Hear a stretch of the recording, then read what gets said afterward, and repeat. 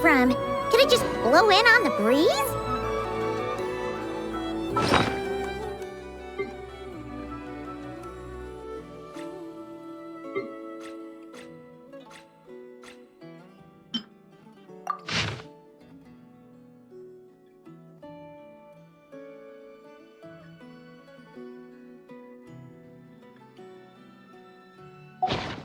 Oh, it's from the tone-deaf bard. Apparently, he wants to hear all about our adventures in Not Cry. Maybe we can get some tasty treats out of him in return. Come on, let's go to Star Snatch Cliff.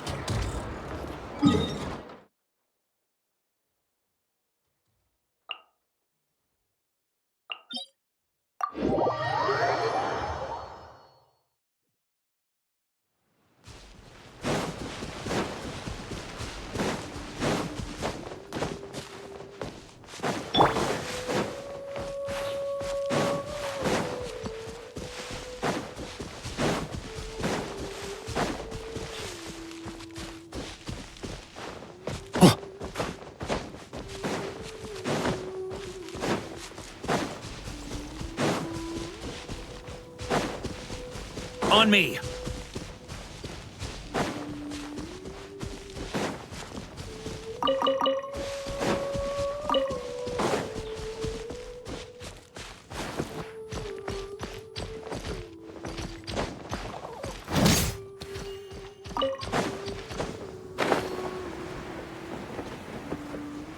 Huh?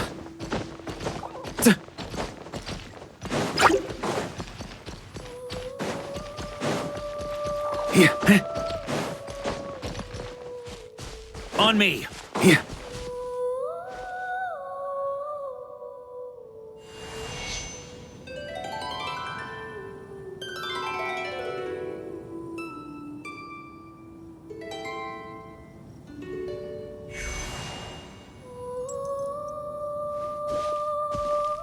Ah, welcome back, old friend.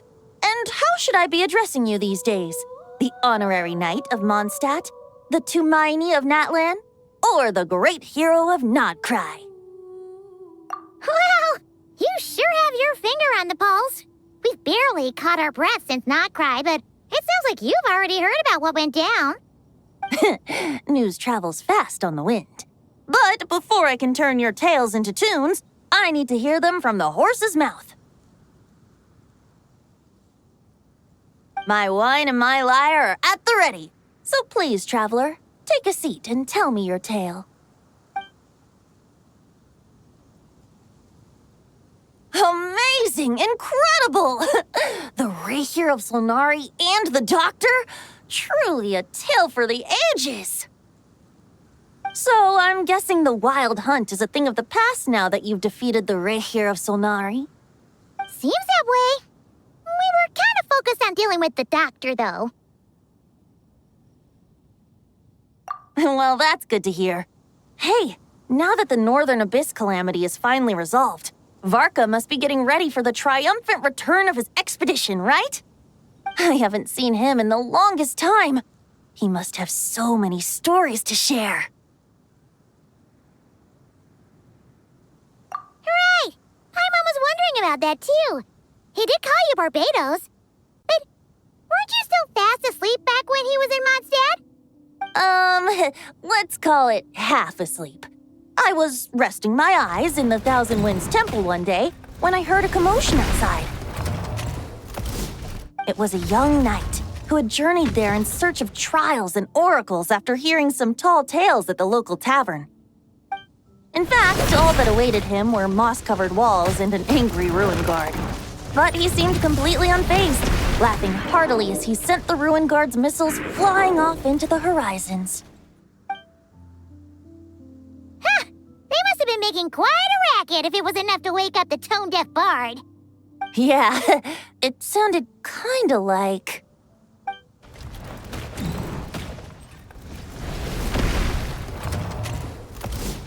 Hey! Is that all you've got? Oh, bring it on! like that.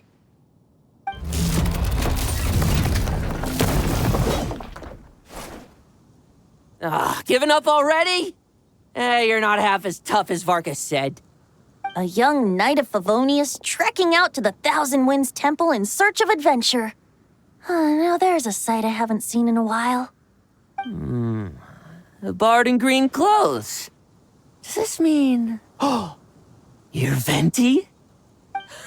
I was just wondering how I was gonna track you down. Oh, so you were looking for the tone-deaf bard? Strange place to start your search. Hold on. Blonde hair, white hair. You must be the honorary knight. And Paimon! The Grand Master talks about you all the time.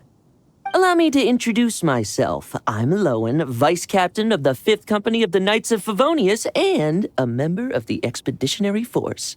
Pleased to make your acquaintance. Oh, so you're part of the expedition, huh? Right. So that's why Paimon's never seen you around in Mondstadt. Hey, wait a second. We never saw you in Notcry either. That's probably because when the Wild Hunt was still running rampant, I spent most of my time out on my own, making mincemeat out of monsters. I barely went back to base at all.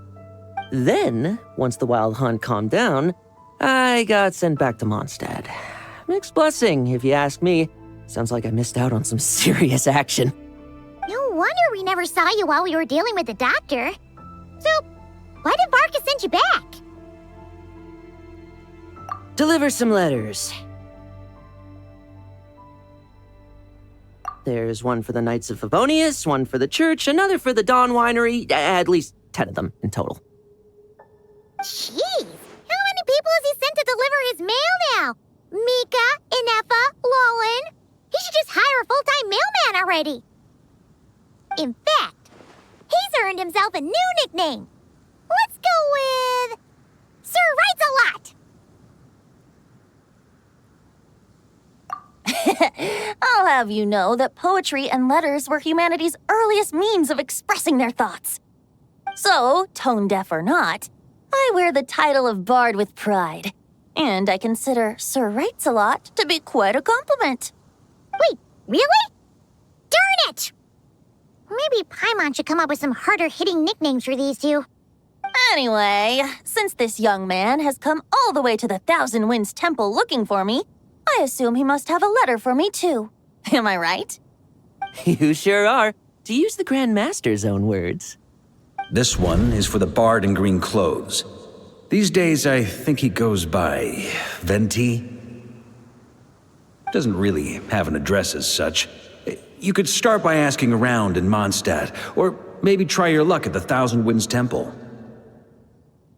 I figured that since there was this punching bag here, ruin guard, I could get some practice in while I was at it.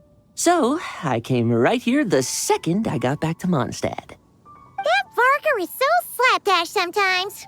It's a good thing we happen to be nearby. Oh, he also said to remind you to write back.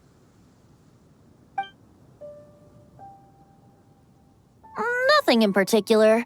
Just some idle chatter between two drinking buddies. But if I'm supposed to write back this time... I'll need some time to mull over my response. Varka gave you a whole bunch of letters to deliver, right? Maybe you can head into Mondstadt and deliver the rest of them first? My thoughts exactly, assuming I can find the way.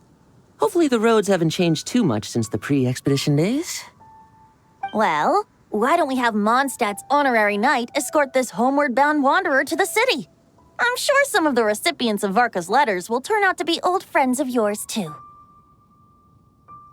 Let's go! It's been a while since Paimon's done any guide work. Thank you so much, honorary knight. And you, Miss Guide.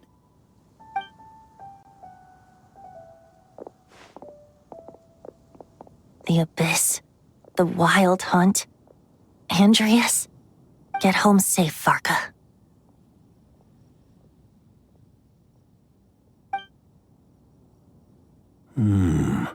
Why do my ears feel so hot all of a sudden? Is someone talking about me?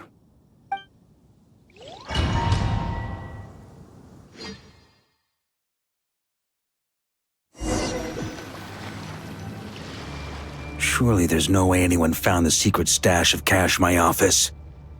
That would be terrible. Grandmaster, bad time to get distracted. Watch out! Enemies approaching! Huh? Oh, it's just a few stragglers. They're no real threat to us. This expedition is almost over. We just need to deal with these final few targets, and then we will make our triumphant return!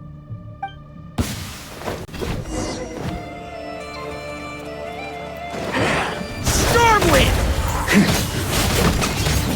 Maria sweeping in!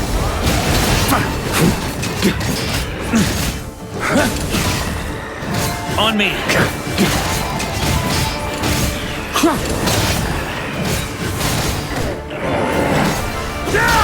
Stormwind!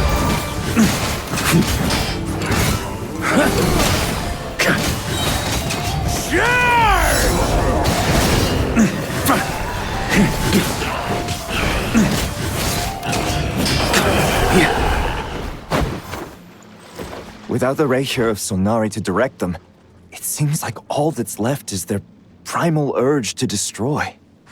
If this is all that the Wild Hunt can muster now, surely the Lightkeepers of Nodcry will be able to deal with what's left. Just like I thought.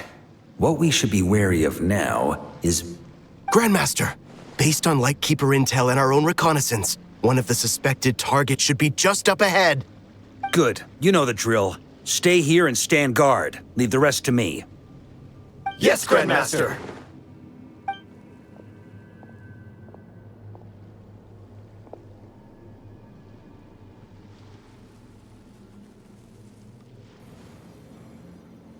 We meet again, Andreas.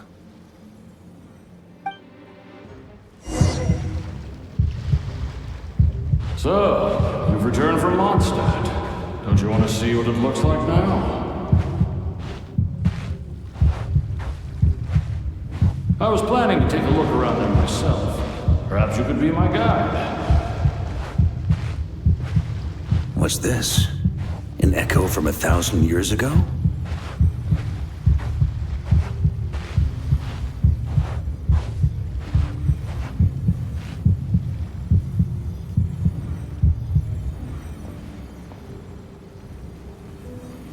Everything seems normal so far. Here's hoping I'm just overthinking things. There are 2 other places to check. Maybe this will all go smoothly after all. It's your turn, my friend. Come, Andreas!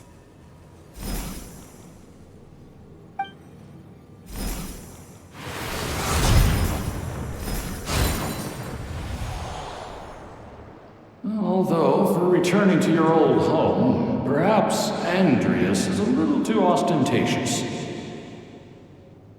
Might be better to go by... Boreas. Huh? Injustice. Corruption. Iniquity.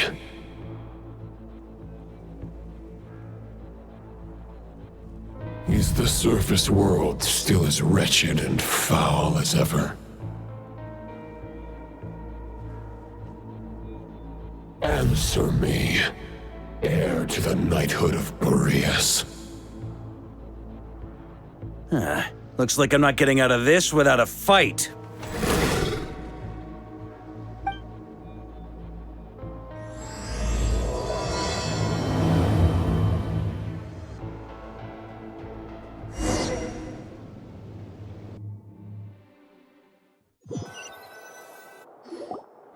That's where things stand with the expedition. The victors will be returning home soon, so make sure to stock up on wine for the celebrations. P.S. I hope everyone's keeping up with their daily training. I'll be testing you all when I get back to make sure no one's regressed.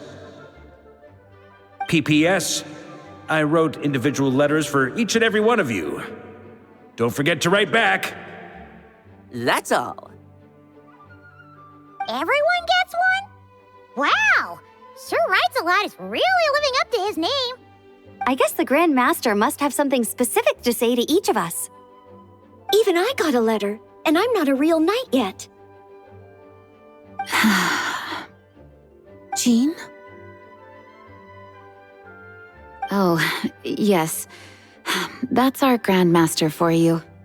By the way, anyone know where I can find the cavalry captain? I have a letter for him as well. You mean Kaya? He said he was meeting a friend from the church at the Angel Share. Allegedly for work, said he was exchanging intel. But I'd say there's a 50-50 chance he's just there for a drink.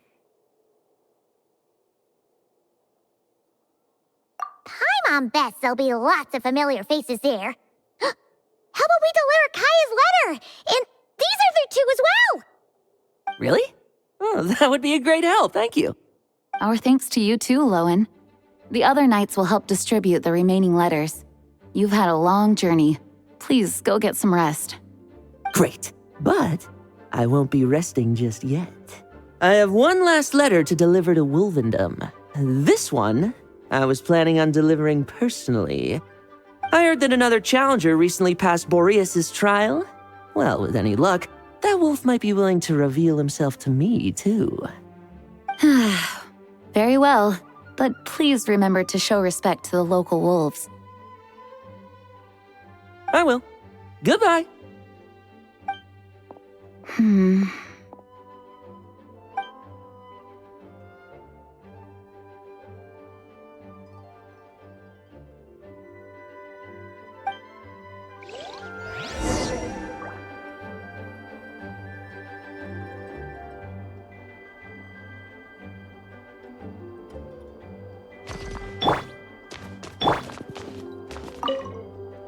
Grandmaster offered lots of advice in his letter regarding my recent assessments.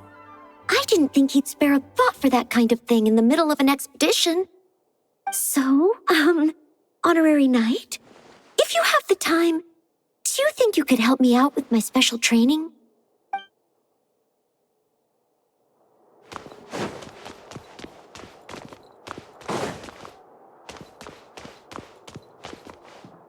Please be quiet with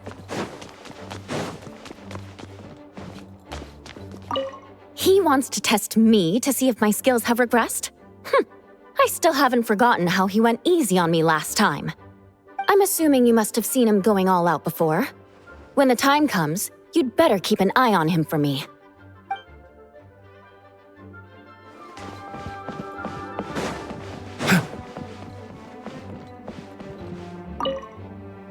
Ah, the Grand Master. The archives are filled with documents awaiting his review. I'm not letting him run off again until he's finished dealing with every last one. On another note, have you spoken to Jean? I hope she'll finally be able to relax a little once Varka returns.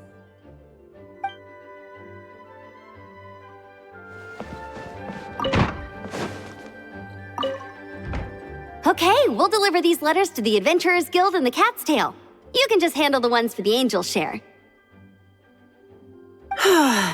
The expedition is finally wrapping up. Oh, I hope the maps I made on our way there are good enough to get them safely home.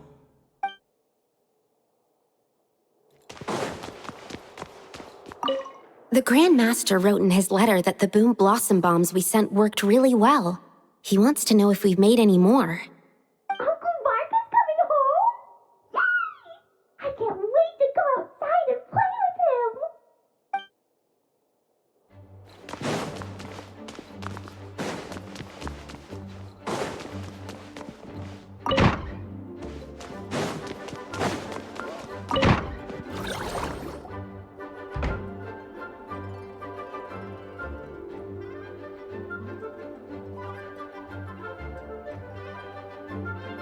Honorary Knight, you're still here?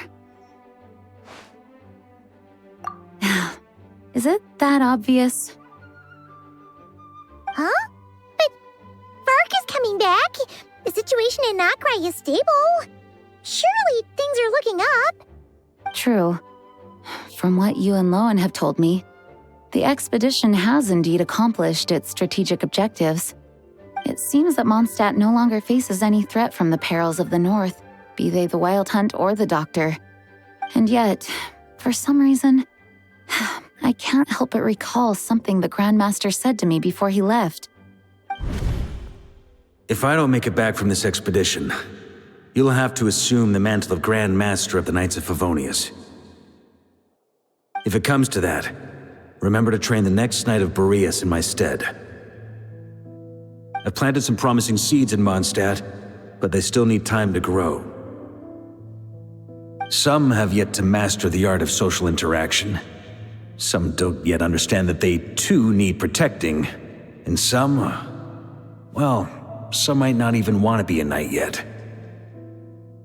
What's wrong? Well, there's no need to frown. I'm going on an expedition, not marching to my death. This is all just a contingency plan in the event that I'm unable to return. Until I return, I leave them in your care. The lineage of the Knights of Boreas has nearly been extinguished twice in Mondstadt's history. The first wandering knight to claim the title arrived in Mondstadt 1,000 years ago, along with his wolf companion. He was as free as the wind. He left no succession plan behind. Even his name was lost to history. The title of Boreas could have disappeared from Mondstadt just as he did. But he had an informal disciple, a knight named Ravenwood, who admired the Knight of Boreas greatly. Ravenwood's valor and swordsmanship earned him the wolf spirit's recognition. When the old aristocracy tried to regain power, Ravenwood came once more to Mondstadt's defense. From then on, the title of Knight of Boreas was passed down from generation to generation within the Knights of Favonius. Wolf spirit? You mean that big blue wolf in Wolfenden? Correct. As you may already know, the Wolf of the North is the surviving spirit of an ancient god, and the Knight of Boreas serves as an intermediary between him and humanity. Lupus Boreas, who had never known what it meant to love, came to understand it through the journey with his human companion. In the end, he chose to allow his power to become one with the land. This was once a well-known tale in Mondstadt, but these days, few people are aware that the starting point of the Wolf King's journey was not Mondstadt, but Nodcry. Huh?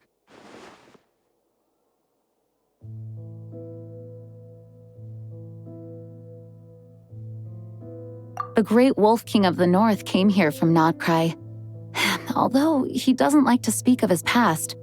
In fact, he rarely shows himself to people at all nowadays. As such, this tale can only be found deep within the Knights of Favonius library. Even among the Knights of Favonius, few are aware of it. The Grand Master didn't disclose any concrete objectives before departing on his expedition. I couldn't help but wonder whether it might somehow be related to Nodcry's Wolf of the North. I kept my speculations to myself, however. Sharing them would only spread unwarranted suspicion toward the Four Winds among the people of Mondstadt. You experienced the turmoil caused by Dvalin the East Wind's actions for yourself. Surely you can understand my concern? No wonder Varka wasn't clear about his motives. Is that what he was worried about? Very possibly. He was probably also reserving judgment. Having heard about your experiences in Nodcry, I now suspect that the Grand Master hadn't yet ascertained the true identity of our enemy at that time. And as it turns out, the calamity born in the north wasn't an ancient god, but rather the Wild Hunt and the Doctor. I guess we were both jumping to conclusions. Yes, I completely agree. The tide can turn rapidly in times of battle. It's a leader's responsibility to prepare for every possible contingency. Even if his contingency plan never needs to be put into action, I'm sure the Grand Master is relieved to know that it's in place.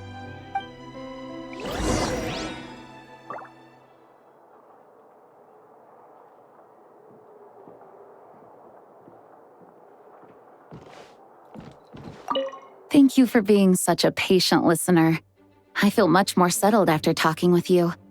If you have any spare time, would you mind stopping off to say hello to the other knights? I'm sure they...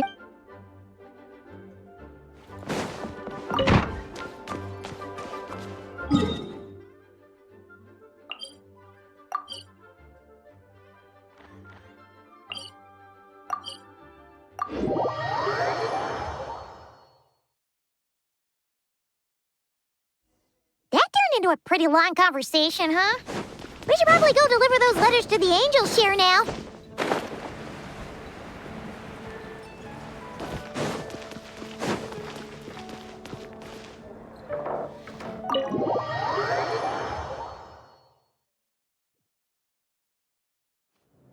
When you're mixing drinks in hot weather, start by pouring in cold water and add ice cubes.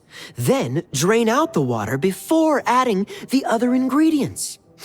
How's that for a secret recipe? Maybe it's worth a little intel in return. Please. I've known that little trick for a good 10 years at least. You'll have to offer something a little more substantial if you're serious about trading. I know there's no one else in the tavern right now, but do you two really need to talk so loudly? Especially if you're supposed to be exchanging confidential information.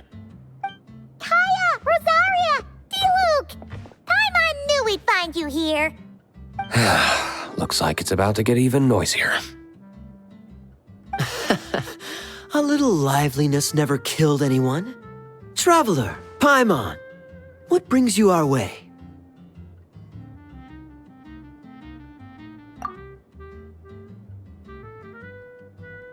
Please allow me to once again express my sincere condolences regarding your late father and the incident with Eric.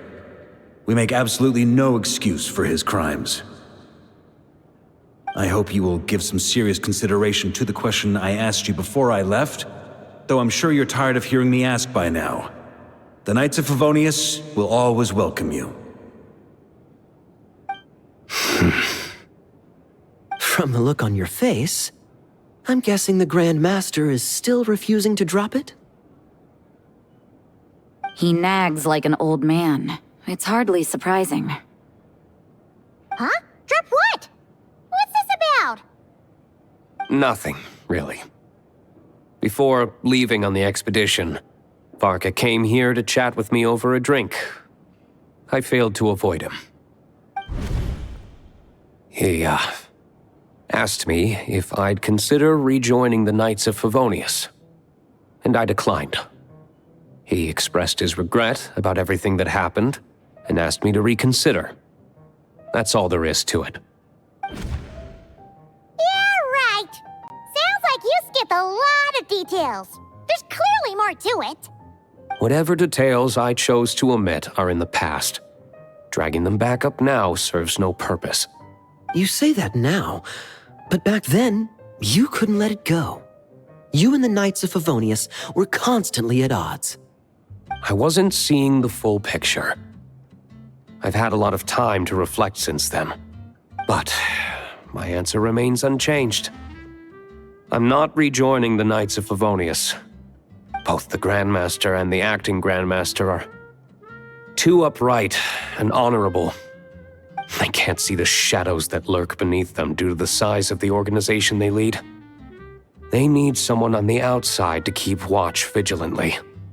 If I had a Mora for every time I've heard you repeat that argument. I actually don't disagree with the first part of what you said, but don't you think someone can keep tabs on things from the inside? When you join an organization, you're bound by its rules, no matter how free it may seem on the surface. You think so? Never mind the Knights. Have you honestly ever been bound by the rules of the Church? Good question. Have you considered that maybe that's why I chose to join the Church and not the Knights to begin with? Are they arguing or not? It's kind of hard to tell.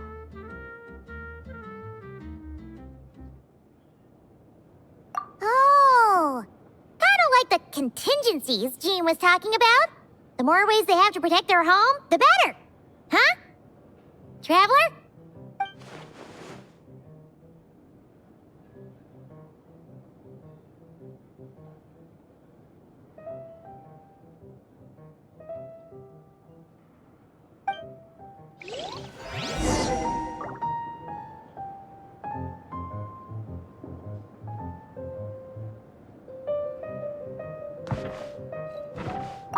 My reply won't be a long one, as usual. I'm sure Varka won't be surprised. What should I report back to the Grand Master on? Let me think. Public order inside the city? Monster activity in the wild? Oh, and a review of the latest vintages. I think I'll leave it at that.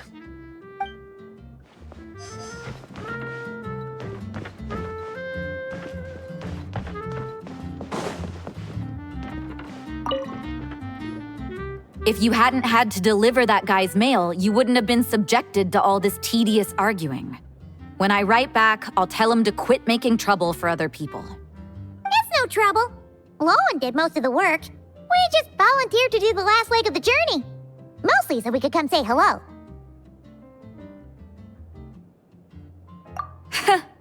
So you see what's really going on here? All three of us fell for that old rascal's scheme far too readily. Huh? Scheme? What do you mean? Was Varka lying in his letters then? No. While I'm sure Varka knows full well that Diluc would never agree to rejoin the Knights, I believe the sentiments he expressed were genuine, as was his offer to welcome Diluc back. There are people like Kaya and I, and then there are those who are true champions of justice to the core. Those people are the most susceptible to being driven to extremes by great upheaval. It's happened in Mondstadt before. Not only that, but it happened to a Knight of Boreas. That'll really hit home for Varka. And that's why his nagging is even more persistent than usual.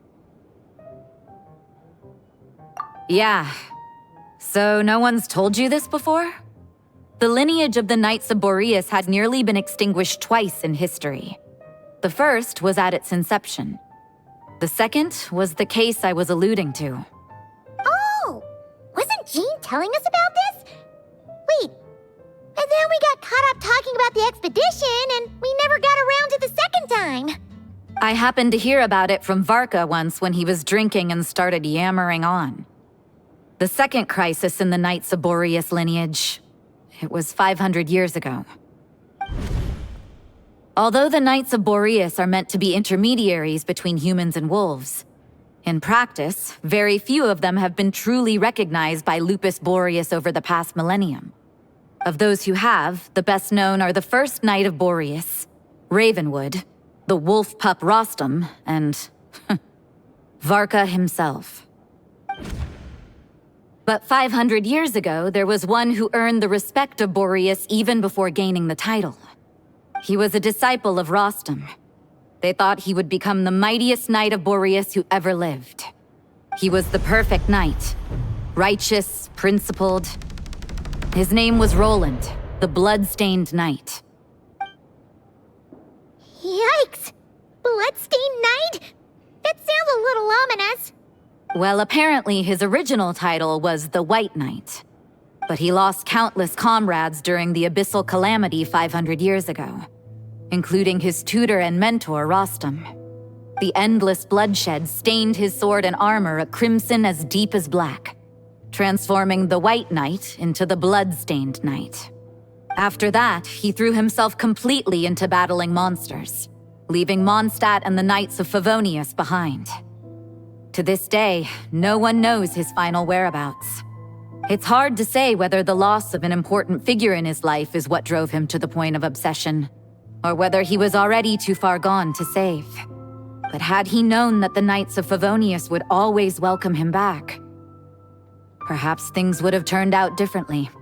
So if you want my opinion, the reason why Varka keeps asking Diluc to rejoin, despite knowing that he'll never say yes, is to let him know you're not alone. After all these years, he's still as persistent as ever. Just like how he used to be with me. Huh. Turns out Varka's a lot more thoughtful than he lets on. Paimon had the wrong idea about him. Anyway, there's still something about this whole Boreas business that Paimon isn't really getting. Wasn't Andreas a god in Mondstadt thousands of years in the past? If so, why did Jean say that Boreas and the Wandering Knight only arrived here just 1,000 years ago? Plus, Paimon's super curious about what happened to Roland. idea. Gene said he hasn't been showing himself much lately, but he always seems happy to oblige whenever you show up. Let's go!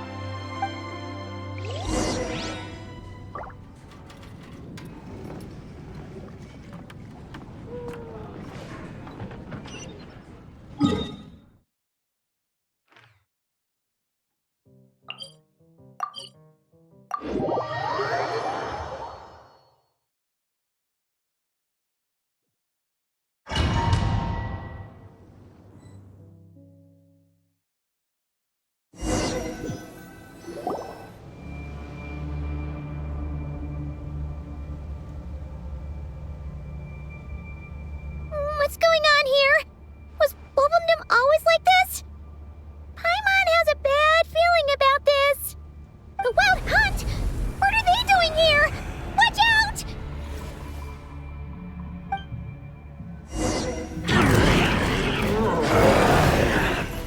A bitter pill to swallow. Mine. Time for takeoff.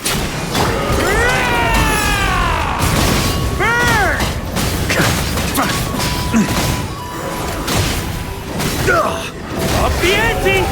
Seems like an emergency. Lament for the... Think you can get away?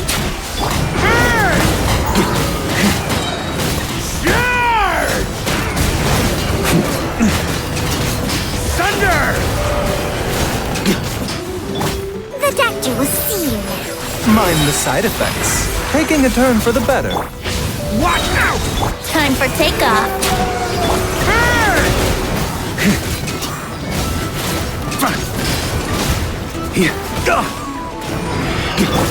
The doctor will see you now.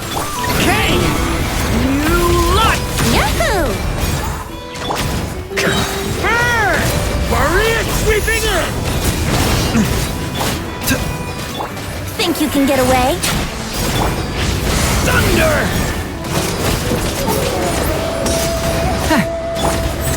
Mind the side effects. Remember, health comes first. Lament for the... Let's play!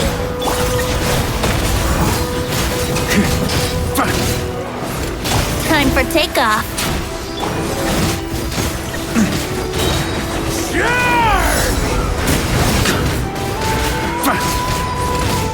A bitter pill to swallow. The doctor will see you. Seems like an emergency. Leave it to me! Brace yourselves. A turning point? Think you can get away?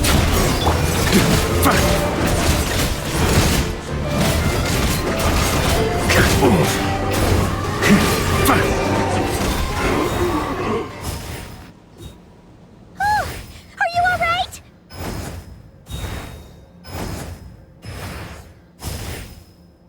Oh no! What now? There better not be more Wild Hunt monsters!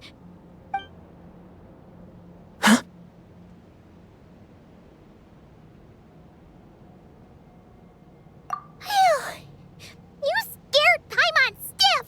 She thought you were... Stop right there! Answer me this. The 2 letters I gave you, who are they for?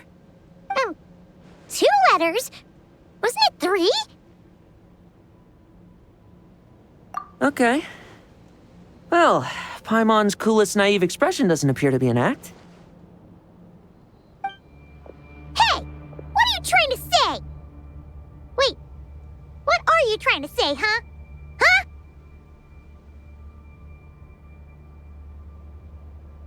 Paimon passed a test? Really?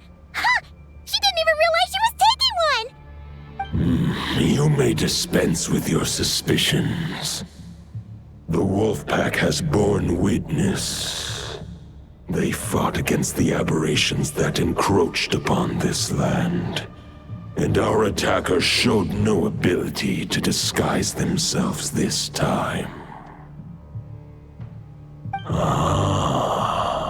A familiar scent.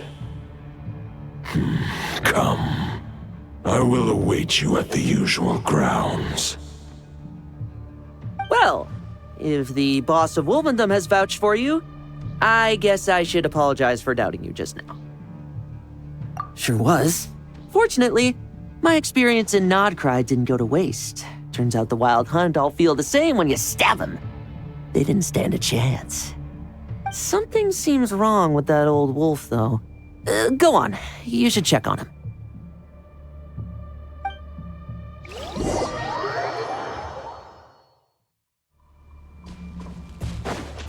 On me.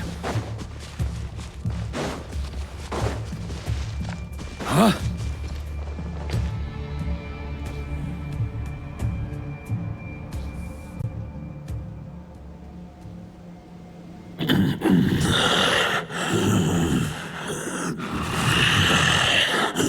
Lupus Boreas, not injured. Why so weak? Am I not strong enough? You are not to blame. With your iron claw, you successfully blocked their attacks. However, their assault went beyond the mere physical world. They followed my trail from the distant north across the ley lines. They sought to corrupt the territory I protect. But I shall not let them succeed without a fight. We meet again, human Lupical. So, are you saying that the Wild Hunt we just got attacked by came all the way from Nodcry to Mondstadt? How is that even possible? As you know, I stand before you as an incomplete being. I am but one remnant of the god Andreas' soul. The source of this turmoil. I can sense it. It lies in the north. It is the part of me that remains in Nodcry, from whence I came. Huh? Now Paimon's even more confused. How can you be in two places at once? For many gods, housing a part of their soul within an object is no difficult feat. But those who can perform such delicate partitions as this are rare, even among the gods. The Wolf King, Andreas, was particularly adept in this art. Otherwise, no remnants of his soul would have survived till the present day. Huh? The bard's back? Tone Bard? What are you doing here? Maybe the god of Animo guided me here. For it appears that someone is in need of a tale from the distant past. And our wolf friend doesn't seem too keen on recounting it himself. Who better than a bard to do the honors?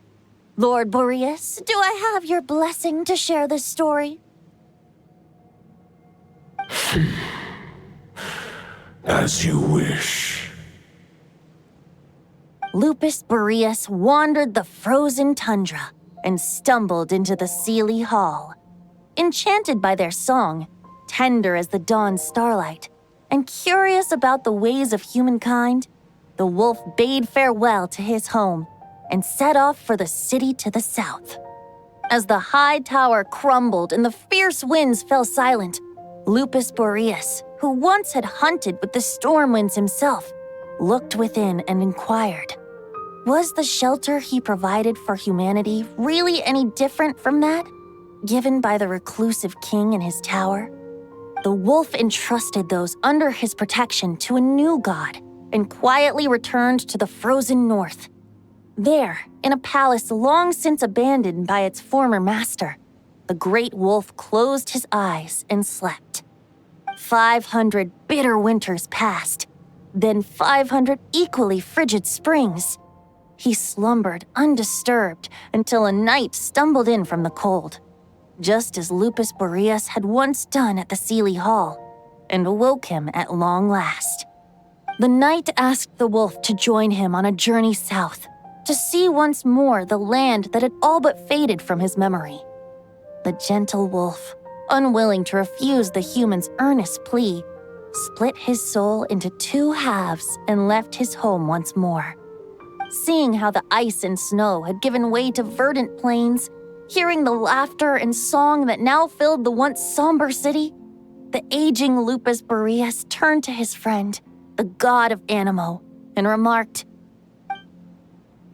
"So, this is the world the humans dreamed of." Though the knight's journey was not yet over, the wolf chose to bid farewell to his companion here. He had written the end to his story. What knowledge he had been gifted flowed into the land. Everything he was, he gave unto the world. Well, that's how a bard would tell the tale. Lord Boreas, is there anything you'd like to add? There is no need for you to ask that question. So that's what happened. You returned to Mondstadt with that knight 1,000 years ago, and then, for the sake of the new Mondstadt, you... You need not feel remorse on my account. That was my answer, my decision. If anyone should feel regret, it is the part of me who remained in Notcry. I fear Andreas has not found peace in his heart even to this day. That is surely why those vile aberrations were able to exploit his weakness, sowing the seeds of all the turbulence that has ensued.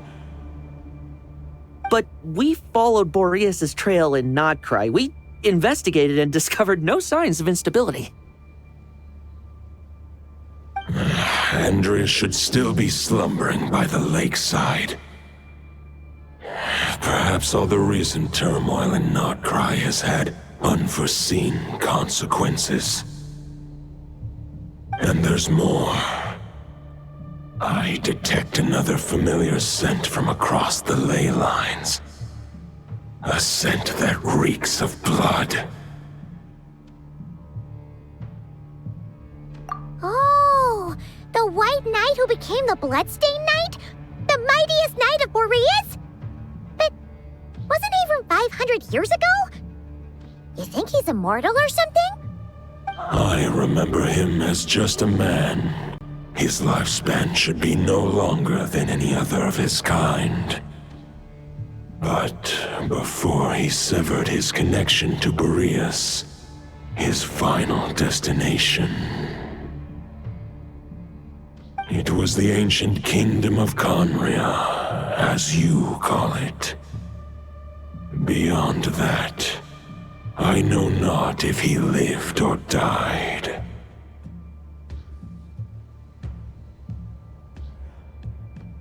If you want to get to the bottom of this, I'm afraid you'll have to make another trip to Nodcry yourselves. As luck would have it, another old friend of ours just so happens to be free right now. If you ask him nicely, he might give you a lift. That could save you a lot of time on the road. No wonder I can suddenly sense the east wind's presence. If even Mondstadt has been affected by the fallout, Nodcry must be in real trouble by now. I hope Varka can handle it. Varka? Is he in danger? I believe too many passengers would slow our dear friend down. I fear he only has room to carry one person, along with perhaps a diminutive companion.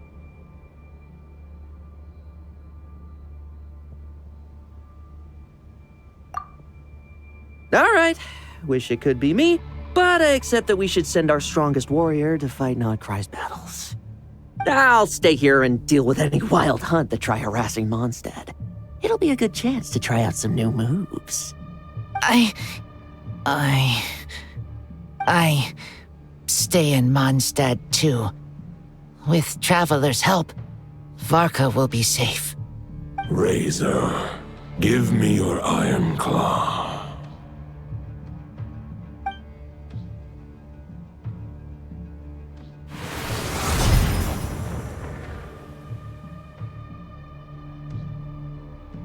Golden-haired traveler, give this token to the current knight of Boreas. It is a wolf spirit. It contains my power and thoughts. Though I have given him a piece before, this should bring him new strength. The Dominator of Wolves once bestowed the power of his soul upon his pack, strengthening their hearts and sharpening their claws and fangs. But human hearts and flesh cannot bear the soul of a wolf directly. It would be akin to forcefully merging a human and a wolf into one being. They would descend into chaos. To prevent the entanglement of souls, the most I can do is temporarily house my power and thoughts within claws and fangs wrought of steel. Although, truth be told, that knight does not lack for power. What he needs more is the thoughts within. But I shall leave this for him to explain.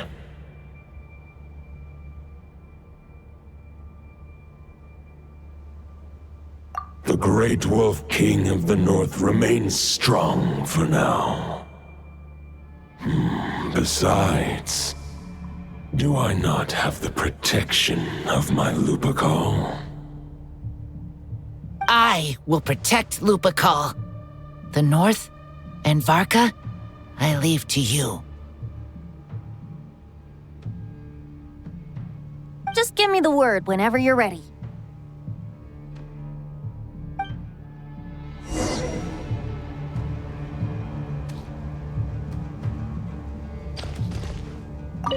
I can read Varka's letter. I will try my best to write a reply. A wolf's claws make poor instruments for writing human words. But that token will suffice to convey my thoughts.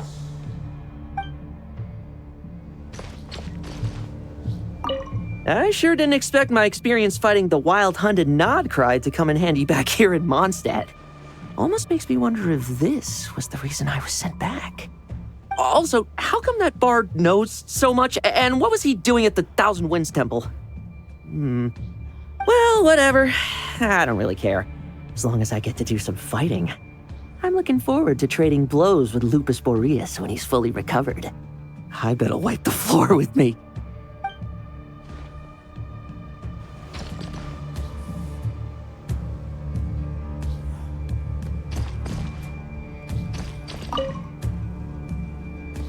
Any questions before you set off? Better ask now. You'll probably have to hit the ground running when you get to Nodcry.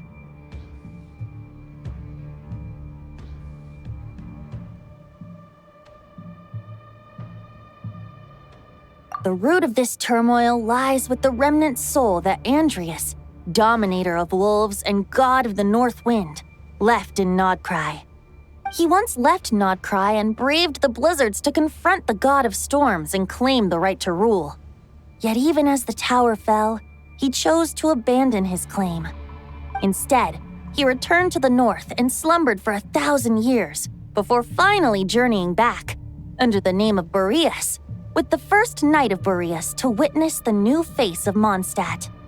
When the wolf spirit could no longer maintain his physical form, Boreas chose to pour his power into the ley lines. With that, he became the North Wind of Mondstadt, as he is still known to this day.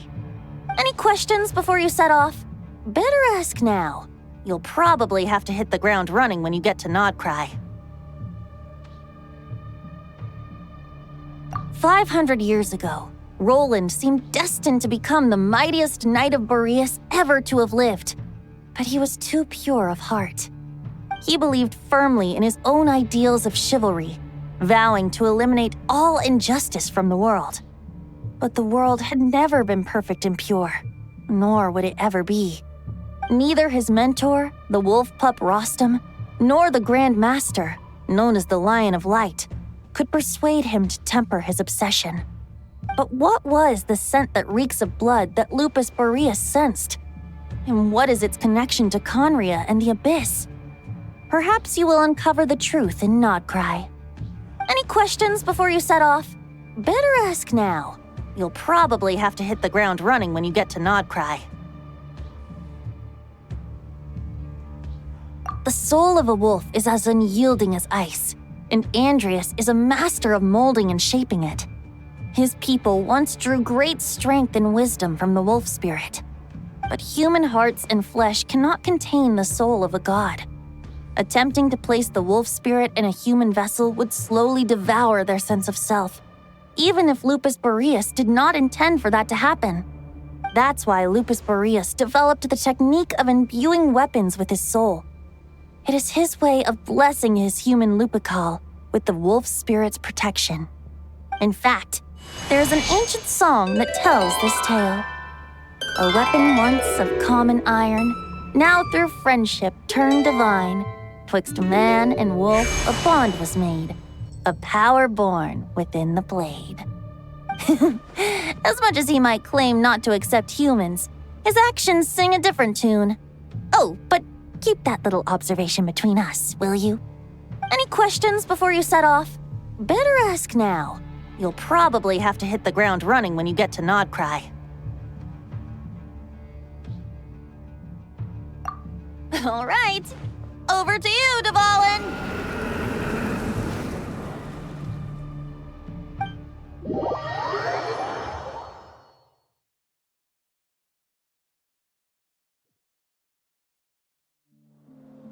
The Knight of Boreas awaits below. We must part ways here. Barbatos and I have other plans. We will meet you again later. All right. Hey, wait. How are we getting down?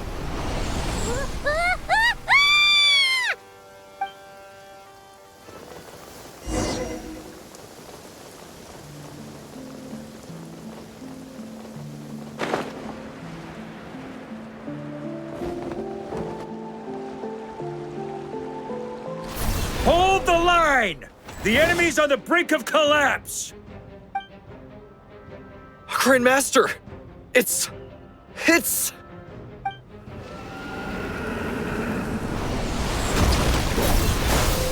Haha! Reinforcements! It's about time! And Paimon too! We're just about hanging in there. Most of their grunts are taken care of now. Their leader's gonna have to make a decision soon. Fight or flight? What will it be, mightiest Knight of Boreas? As expected, this hastily summoned Wild Hunt horde is nothing but a disorganized rabble. A mere shadow of the forces gathered by the Rahir of Solnari. But they have served their purpose. I now understand your tactics. And you, in turn, understand mine. This is fair. This is the way of chivalry. Farewell, heir to the knighthood of Boreas. Whether you choose to resist me or not, I shall set right the injustices of this world. In the name of the blood-stained knight. Guess they're retreating for now. So that Wolf of the North lookalike, that was Andreas? But why would he be leading the Wild Hunt? And why was he talking about the Bloodstained Knight? Ugh, forget that. We can save the details for later. He was the enemy boss, right? Are we just gonna let him get away? There's no point chasing after him. We've crossed blades already, and it ended in a stalemate. Right now, there's nothing we could do about him. True. We're still not certain of his true identity, but whether he's a god corrupted by the Abyss or a legendary knight, killing him might be just about possible, especially now that you're here. The difficult part is, we can't kill him right now. Huh? What do you mean? Is he immortal or something? No. Judging from our skirmishes so far, I don't think he's got any special abilities of that caliber. Nor does he have the ridiculous level of power wielded by the Five Sinners. But, compared to Rerir, Our current foe clearly has a better understanding of how to exploit Nodcry to his advantage, particularly when it comes to Andrias's remnant soul.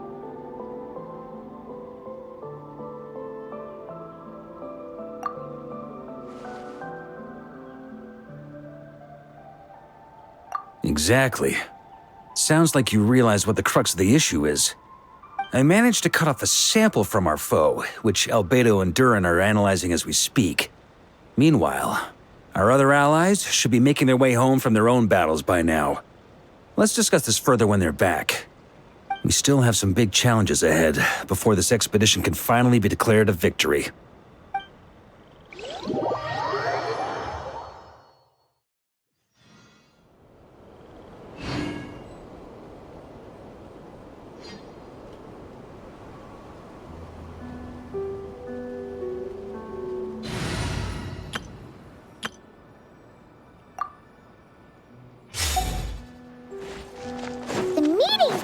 Gonna be in the biggest tent, right?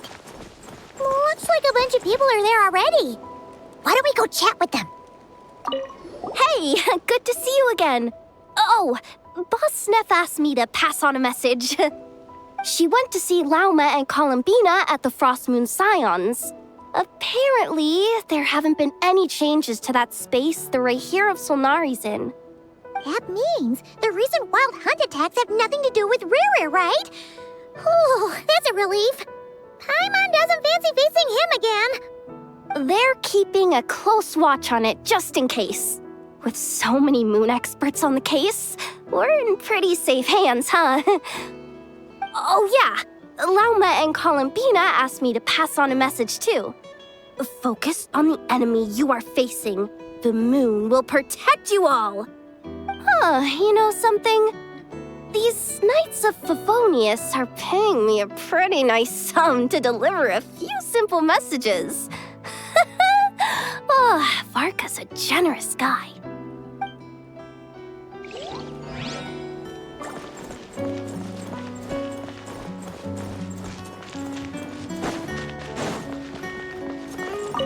Short distance propulsion module on cooldown. 15 minutes until next departure. Switching to chat mode. Hello there, Paimon, traveler. Varka placed a sizable order with the Clink Clink Krumkake craft shop. Aino is hard at work producing the strategic reserve, while I am handling the deliveries. Secondly, I am also here to attend the meeting in her place.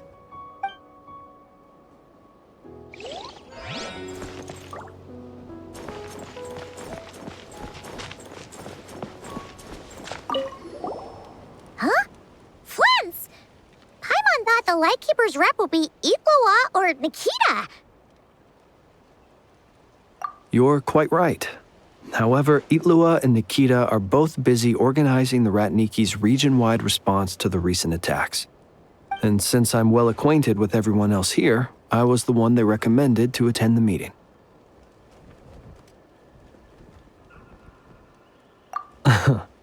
Sometimes you don't get a choice when there might be consequences down the line.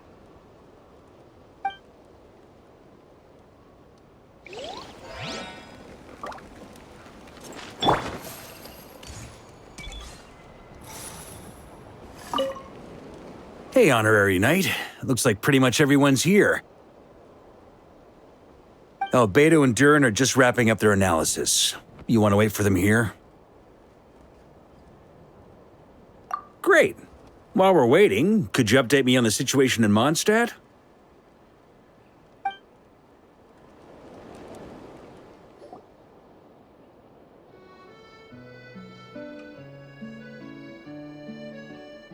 And that's where things stand. The Wild Hunt is no longer under the Rahir of Solnari's control, but it has been reborn from the ashes and is now launching widespread attacks. Intel from the Frost Moon Scions and the Curatorium of Secrets corroborates this. No disturbances have been detected in the space where Riri resides. What we are facing here is a completely new foe. Summarizing current situation. To confirm, the present leader of the Wild Hunt is the creature resembling a wolf. Andrias, god of the North Wind. More precisely, it's the external will that has seized control of Andrias' spirit, namely Roland, the bloodstained knight. Whoa. Hold on. I'm completely lost. Isn't Roland some monstatter from like 500 years ago? How'd he suddenly get wrapped up with a god from 1,000 years in the past and the present-day Wild Hunt? Allow us to explain that part. Are you familiar with compensation mechanisms? When an organism sustains damage, relevant tissues will undergo changes to offset the loss of function.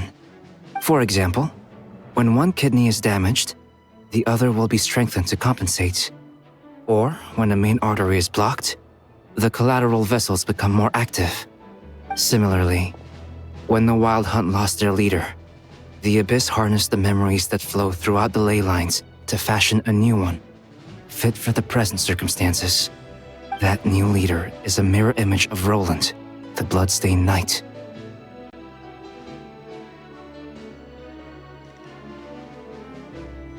Right.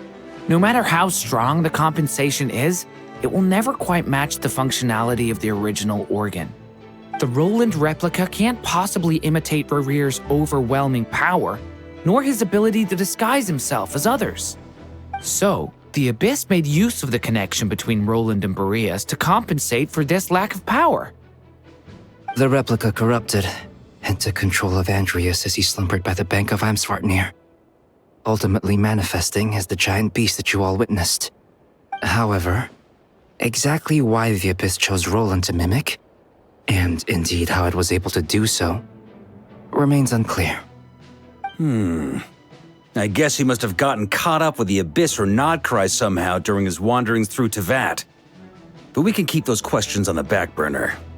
Okay, Paimon gets all that, but what did you mean when you said we can't kill him right now? We can't kill him right now because a dead god may prove more dangerous than a living one. From intelligence gathered during the expedition, we have reason to believe that the power released when a god is felled can have catastrophic consequences for us mortals. Worse still, the wrath that remains after a god's passing becomes a source of endless turmoil. Once god remains contaminate the land, they will persist for thousands of years. This land has already been ravaged by the Wild Hunt. If we add god remains to the mix, it'll be like adding salt to an open wound, placing everyone who lives here in perilous danger. Query. While I can indeed find records of disasters caused by god remains in my database, there also appear to be cases of gods dying naturally with no ill effects.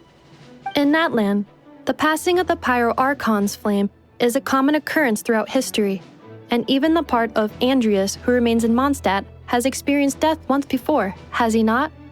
Great question. Glad you asked.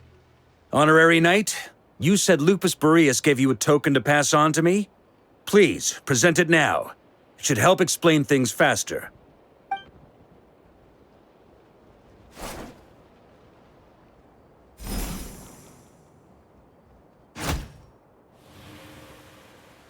Come forth, Boreas! This form has come to the end of its time. I'm afraid I can accompany you no further on your journey.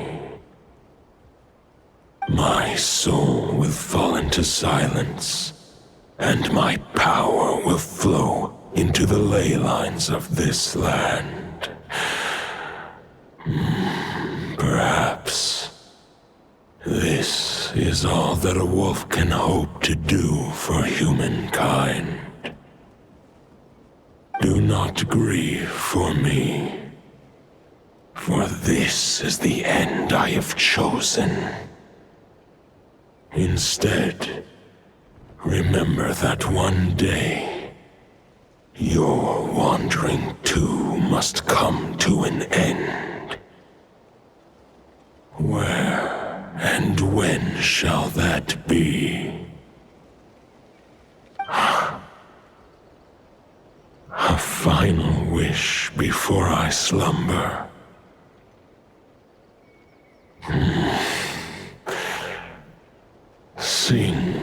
distress song. That melody you so often hummed in the taverns.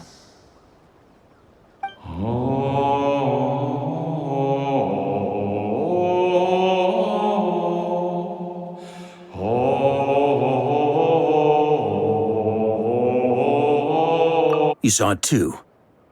You must have keen powers of perception. Not that it surprises me. That was Boreas's final thoughts before merging with the ley lines. It's the reason Mondstadt remains unharmed by his god remains. In his final moments, he made a choice to give everything he was to the ley lines. All to protect Mondstadt from harm.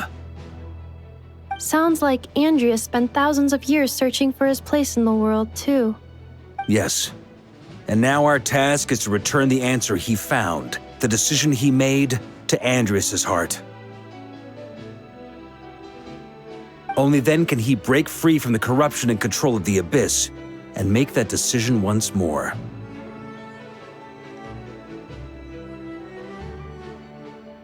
I see. I would say that planting thoughts inside the mind of a god sounds a little far-fetched, but since it was his own wish to begin with, it sounds feasible to me.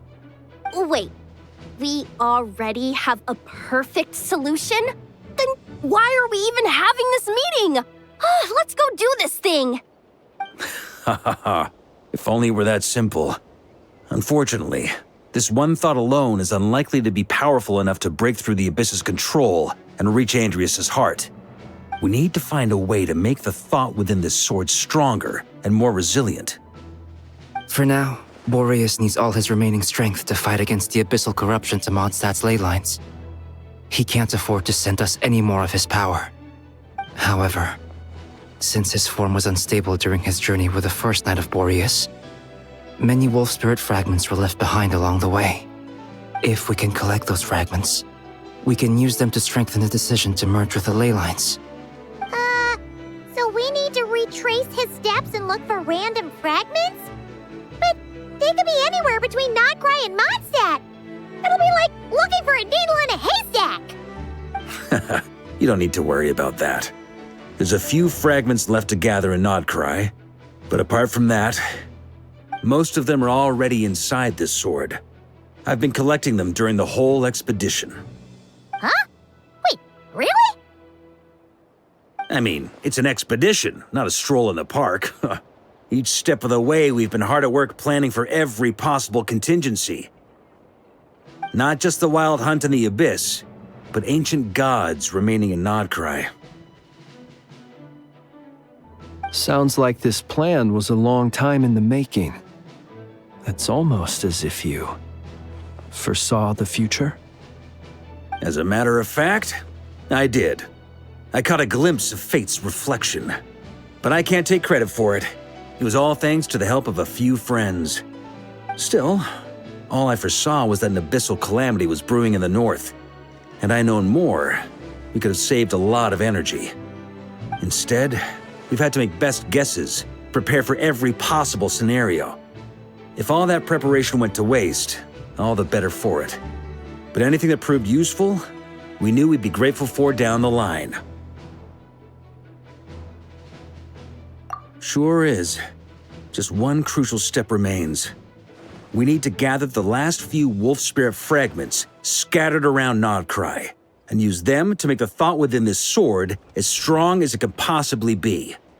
According to what Boreas told me before we left Mondstadt, his form was at its most unstable at the beginning of his journey. That means the fragments here should be the most powerful ones. But of course, we've been tied up fighting battles since the day we set foot in Nodcry, first with the Wild Hunt, then with the Doctor. So, it wasn't until recently that we were finally able to confirm the status of the wolf spirit fragments. We now know there are 3 left to find. Okay, so 3 more mini expeditions to go. I managed to gather 1 fragment before Roland reappeared. I also have a confirmed location for the second, which I'll take care of in short order. As for the 3rd fragment, we've identified a general search area to focus on, but we'll need all hands on deck to pinpoint the exact location. The final snag is that since our foe is a replica of Roland, he too will be aware of Andrias' history. He's sure to try and sabotage our plans by any means at his disposal. So everyone needs to bring their A game. With our foe being from Mondstadt, it's our duty as Mondstadters to defeat him. And since the Wild Hunt is involved, the Lightkeepers will provide their full support. The Clink Clink Krumkake craft shop will also help in any way we can. So what do they need me here for? Wait, I think maybe I signed a contract at some point. Didn't exactly scrutinize it, though. I mean, who actually reads those things anyway, right? Ah, great. Knew I could count on you all. Lastly, our friend from the Curatorium of Secrets will provide intel and relay battlefield communications. Looking at you, Yehoda. So, you'll be darting back and forth across the battlefield, dodging the Wild Hunt and the shadow of an ancient god. I'm impressed by your courage, Miss Yehoda. Rating for Yehoda updated. Higher quality ingredients will be used to prepare your future meals. Darn it! I should have known this payday wouldn't come that easy. I'll deal with the second wolf spirit fragment, which we already know the location of. The moment you make any progress with Fragment 3, be sure to give me an update. Traveler, could you join me in retrieving Fragment 2? I have a feeling that your unique constitution might come in handy.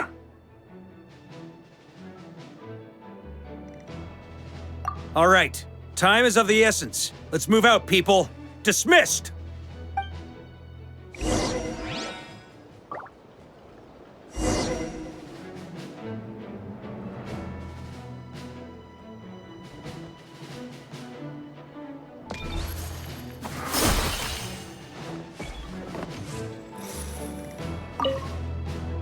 Remnant fragments of an ancient god. Thoughts stored inside a blade. Maybe I'm overthinking this, but I suspect there is more to Mr. Varka's plan than what he's revealed to us so far. Then again, the enemy can harness the Wild Hunt to spy on us wherever we go.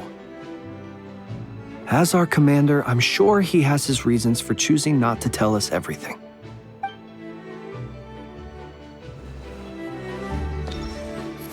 Speaking of contingency plans, I now recall that Varka also made a contingency plan when he asked me to deliver that letter. Perhaps I should ask Aino to prepare some additional backup modules for me.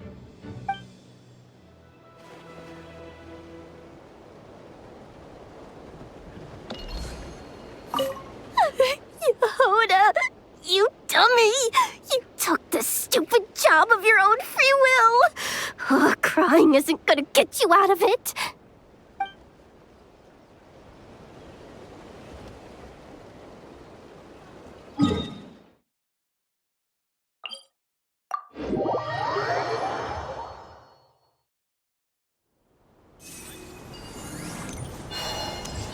Didn't you say Fragment 2 was supposed to be right here? Where the heck is it? Seems like we've run into a slight hindrance. Can I leave this to you, Honorary Knight?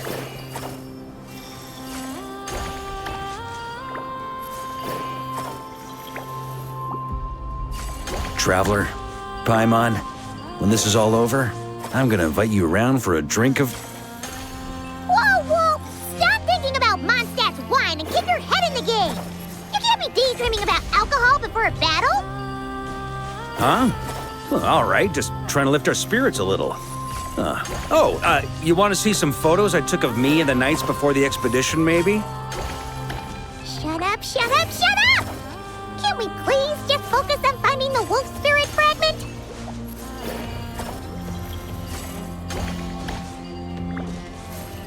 Search.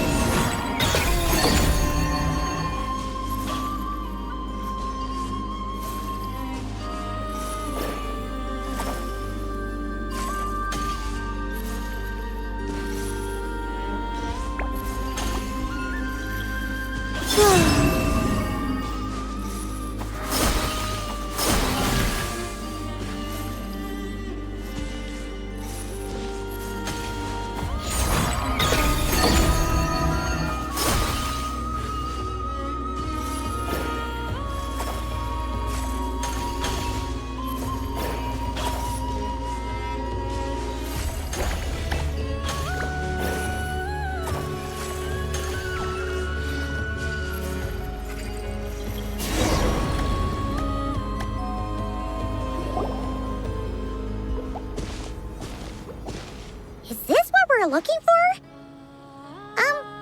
What do we do with it? I once got Boreas to explain to me how he stores his soul inside objects. All I need to do is transfer it to my sword. Just like back at the camp, but this time, you'd best step back a bit, just in case.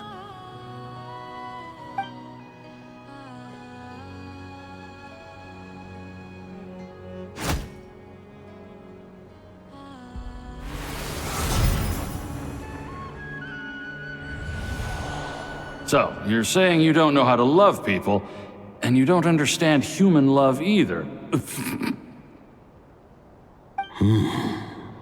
Why do you laugh? Sorry, I just think the fact you're ruminating on this is all the proof you need that you have love in your heart.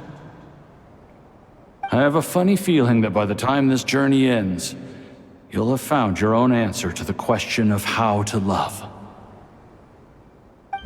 No, you're wrong. There is no redemption at the end of this path.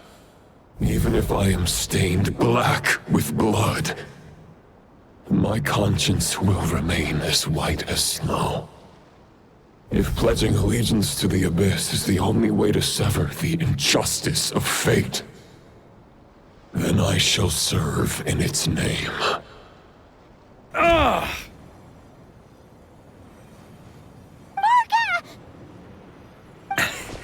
Oh, sure enough, this place has been corrupted by Roland's will. Whew. I'm fine. I was prepared for this. It wasn't enough to pose a serious threat. We got here just in time. The fragment hasn't been fully corrupted yet. Assuming we can undo the damage, it should still be usable. Purifying the abyssal corruption would definitely be a safe approach. But that's not the only reason I wanted you to come. Could you try reversing the corruption? Not purifying it, exactly, but separating out the Roland part from the wolf spirit. So, keep the Roland part intact as well as the wolf spirit part? Why would you want to do that? Firstly, to test whether it's possible. And secondly, to view Roland's memories. As they say, know thyself, know thy enemy. Understanding our foe is our surest path to defeating him. Let me think. How was it explained to me? Ah, yes. Focus on a single thought within the 1,000 winds. Capture that unique wisp before it blows away.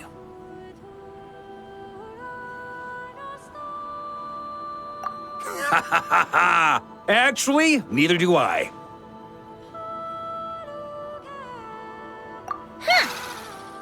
Something a certain tone-deaf bard would come up with when he can't think of anything meaningful to say.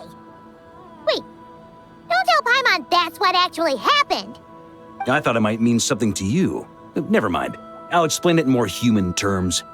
Traveler, when you were in Natland, you went fishing for ancient names, correct? If I'm not mistaken, the Night Kingdom was like a river flowing with concepts. And you were trying to capture the concept belonging to a particular ancient name. I'm thinking the same basic principles should apply here. Okay, but back then, we had a bow and a net. This time, we don't have anything at all. This wolf spirit fragment is like a puddle compared to the Night Kingdom. No need for a boat. As for a net, this is what I've heard. Thoughts and emotions are like interwoven threads. They can create a net, or they can create a rope. They can separate love from hatred, and they can bind objects and events together. Thought is the anchor for a being's existence, through which emotions are drawn forth. Also, we barely know anything about Roland. How are we supposed to use thoughts to anchor him? Well, maybe you could try this. What is it? It looks old and tattered. It's an unsent letter, written by the wolf pup Rostam, Knight of Boreas, from 500 years ago. It was meant for his disciple, the White Knight Roland. After Rostam lost his life in the Abyssal Calamity, Roland left Mondstadt to wander to Vat. Grandmaster Arundelen had wanted to deliver this letter to him. But trying to track Roland down was like chasing a shadow. He never did find him. And so this letter has been sitting at the Knights of Favonius headquarters ever since. Quite the antique, then. But how exactly is it supposed to anchor Roland?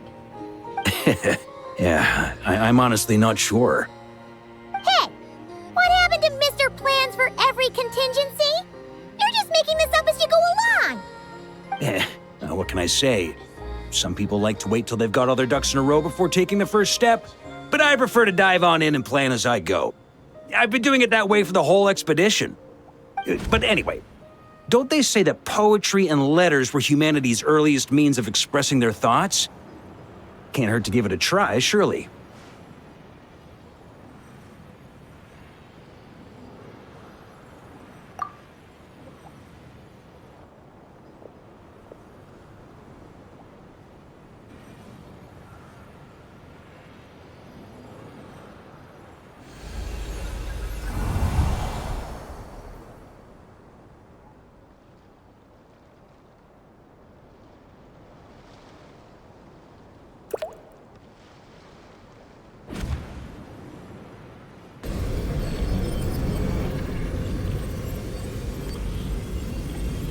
Whoa, it actually worked? You really are making this up as you go along.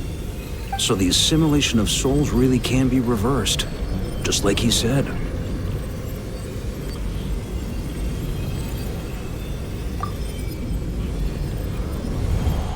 If what you say is true, the monsters I've slain, the justice I have sought to uphold,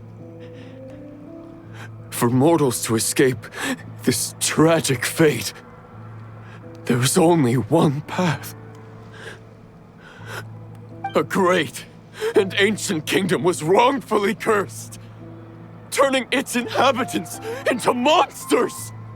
The code of chivalry tolerates not such injustice. If Abyss be thy name, I pledge to you my loyalty. And that is where the blood-stained knight's tale came to an end. With that, he bade his humanity farewell. I dare say you must find it quite ironic, Knight of Boreas. That I? Dainsleif? No. Bore a striking resemblance, but that wasn't him. While we gazed into the past, he was gazing right back at us. Could it be?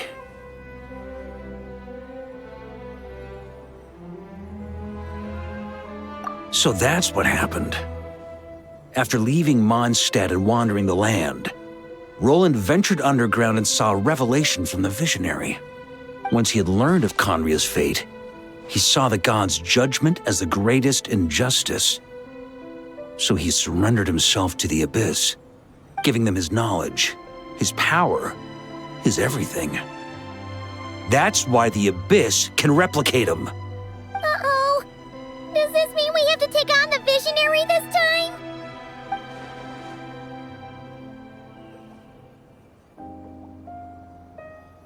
I'm inclined to agree. If our enemy could see the future, both the Wild Hunt and Roland would be acting with far more lethal precision. But even without the Visionary's input, Roland still has an intel advantage we can't afford to underestimate. Every minion of the Wild Hunt serves as Roland's eyes and ears. We need to think one step ahead if we want to outmaneuver him. And on that note, I have a plan I want to discuss with you. Well, the fewer people who know, the less likely it is to get leaked. Besides, it wasn't a fully formed plan back then. That about covers it. Sorry to ask so much of you again.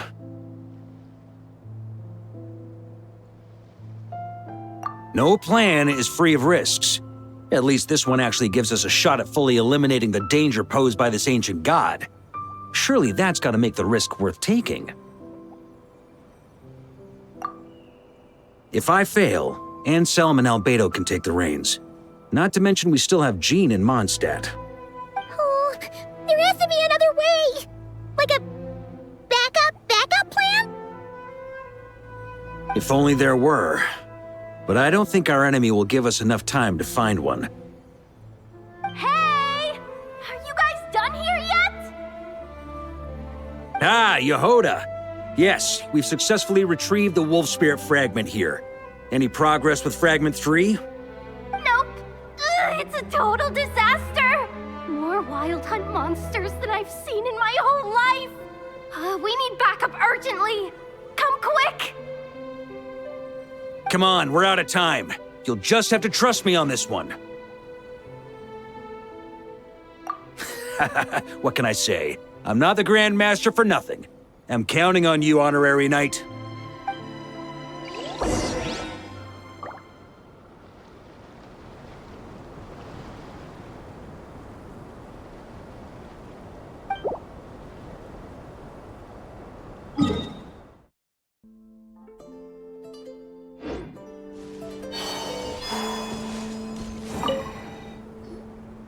Fill me in. What's the situation?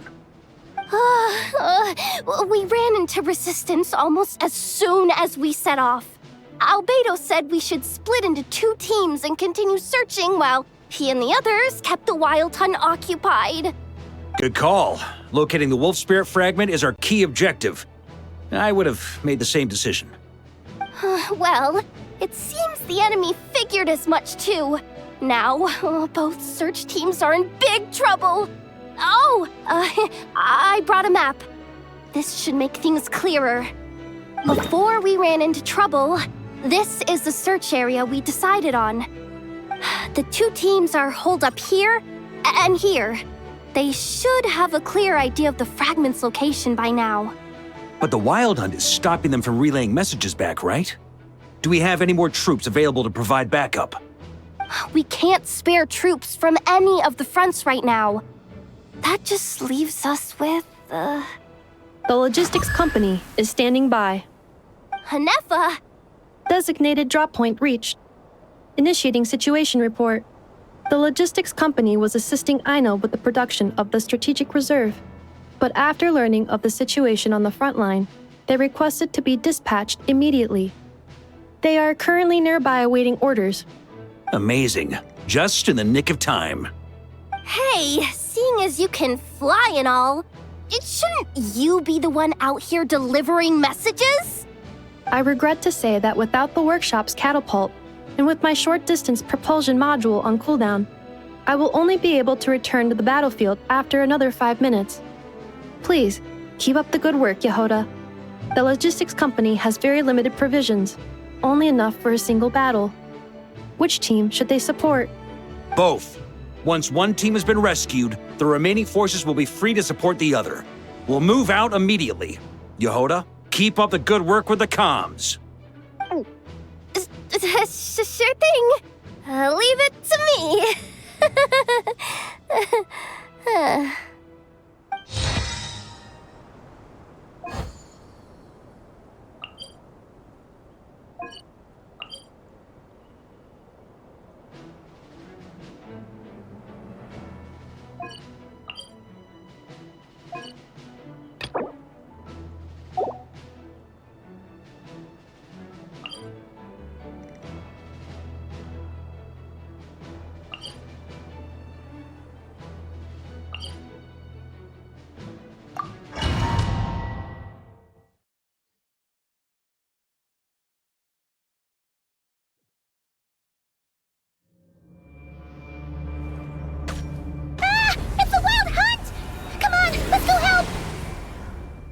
Something's not right. The Wild Hunt's offensive doesn't seem to be getting any weaker as the battle goes on. Are they getting reinforcements from somewhere? Don't get dragged into the enemy's rhythm. Logistics company, scout out the area. Look for terrain we can use to our advantage. Yes, sir. Reporting in, sir. We've identified viable sites for deploying explosives. Good. Wait for my signal.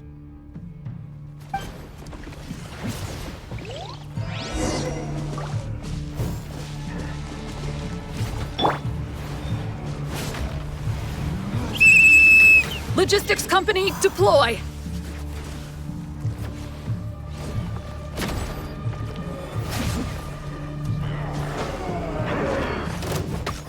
On me! Grandmaster! Honorary Knight! Goodness you're here. Be careful. There's no end to these monsters. However many we kill, more keep coming. Just as I thought. Well, they're about to get a shock to the system. We'll wipe them out faster than they can replenish their numbers. We just have to hold on until the logistics company is ready. The ante!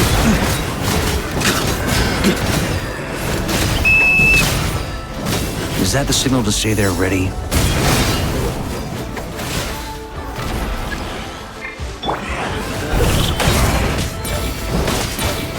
Burn! Thunder! It's showtime! Fall back! Yes, sir.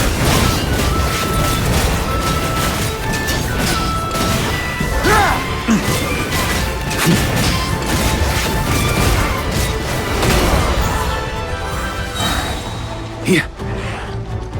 Huh?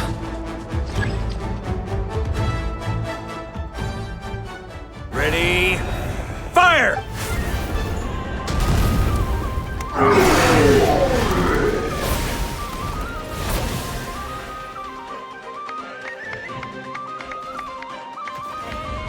The enemy has sustained heavy casualties. Should be a while before they're strong enough to pose a real threat again. Use this time to catch your breath and fill me in on everything you've learned. Yes, sir. We've narrowed down the search area for the final fragment to this zone here. That's not exactly very narrow. We split the search area between us and the Retniki. Maybe they'll be able to narrow it down further? Either way, I was about to go lend them a hand next anyway. Do you think you guys can keep up? Absolutely. Good to go, Grandmaster.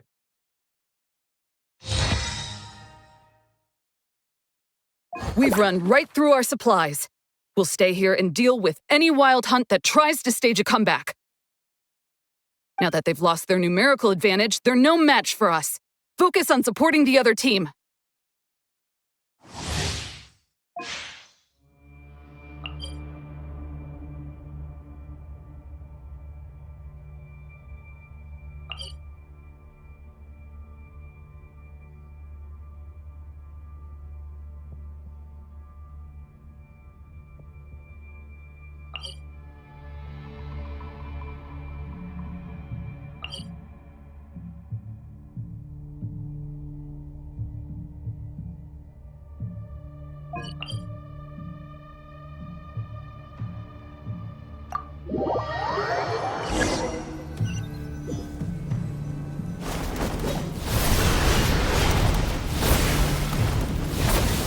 Ugh, looks like the same situation here.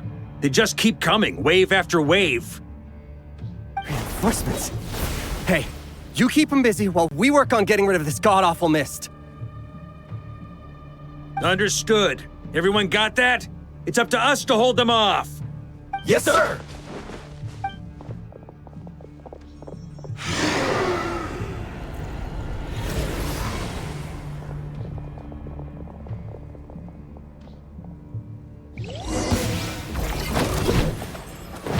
On me! Maria sweeping in!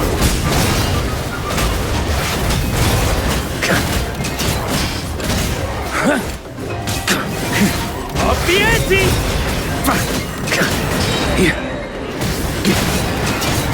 Charge! Up the ante! Burn! Thunder!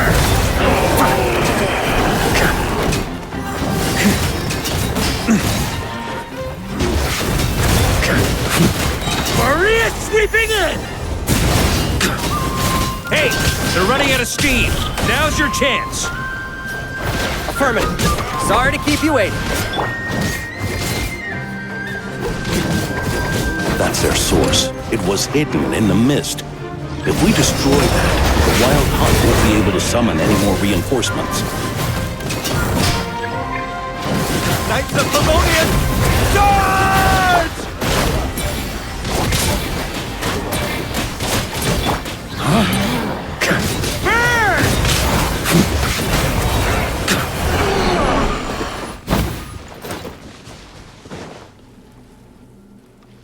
Ooh, I'm glad that's finally over.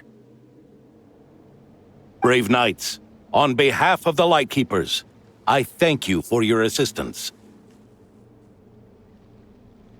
There's no need to be so formal. When it comes to the Abyss, we're all in this together. Now, please tell me everything you've learned. Very well. We've narrowed down the search area for the final fragment to this zone here. Yes! Now it feels like we're finally closing in on our target. I'll say. We're sure to face fierce resistance from the Wild Hunt, though. Is everyone willing to keep fighting with us? It would be our pleasure, Mr. Varka.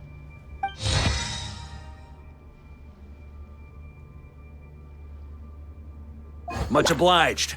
All right, the target is just up ahead. Move out!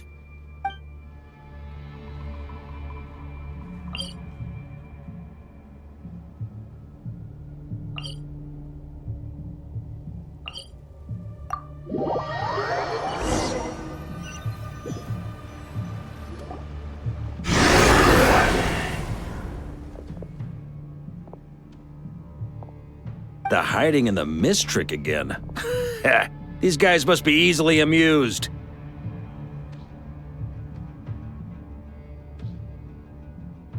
You all know the drill. The Knights of Favonius will engage the enemy while the Lightkeepers dispel the mist. Everyone, follow my signals. Yes, sir!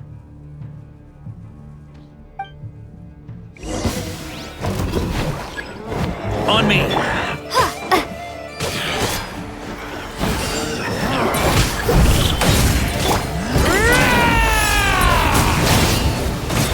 Thunder!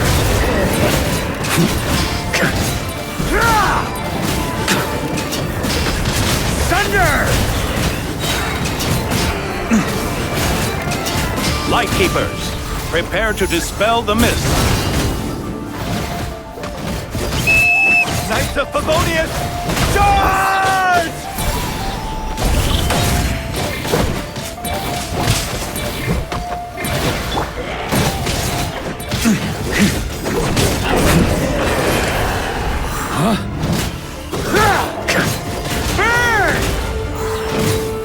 Burn! Flash! Charge! On me!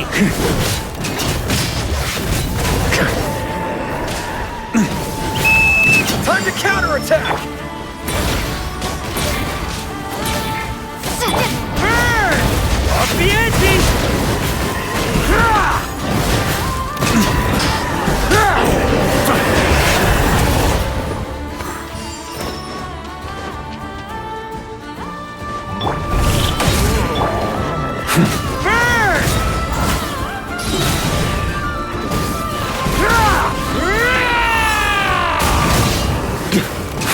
On me!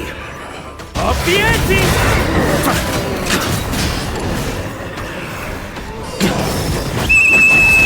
Rally to the Grandmaster!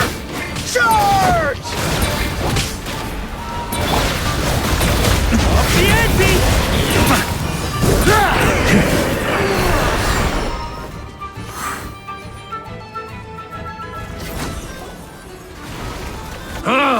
This Wild Hunt doesn't know when to give up. Traveler!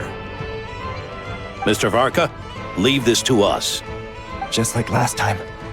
Only a Knight of Boreas can deal with a wolf spirit, right? Don't underestimate us, Grandmaster. We can hold our own. Huh, that's the spirit. Stay on your toes and make the Knights of Favonius proud. Either we all march back to Mondstadt together, or no one does.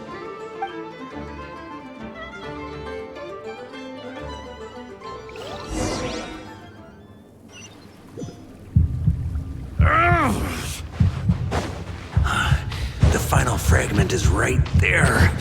Don't let me down.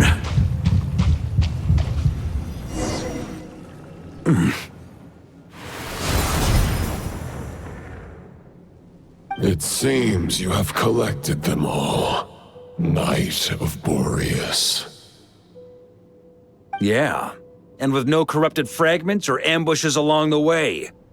I have to commend your chivalry, Sir Roland. A true knight does not resort to underhanded tactics. Were this body not a false one created by the Wild Hunt, nor would I countenance those monsters to taint our duel with their presence. If you need a moment to rest, take it. Victory will be mine, regardless of whether the path to it is the one I would wish for. Save your breath! If you want to fight, let's fight! As you wish. Then let us settle our unfinished duel, here and now.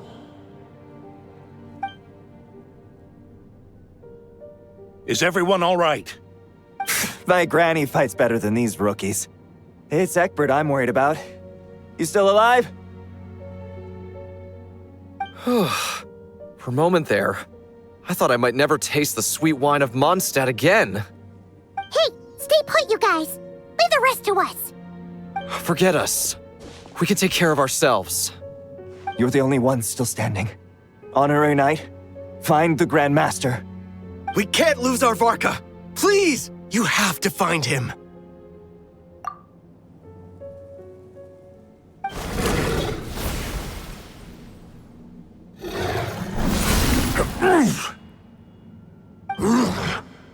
You're holding back, Knight of Boreas.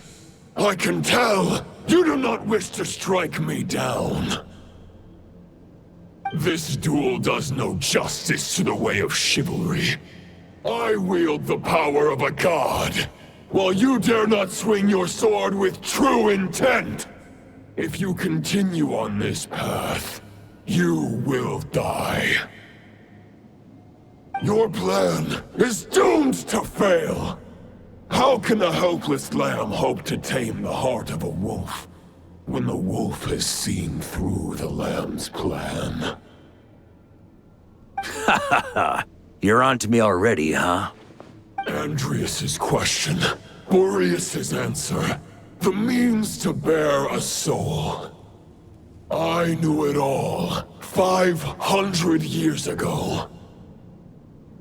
Though the false path may be wide and welcoming, only destruction lies at its end. It is time to crush your futile hope!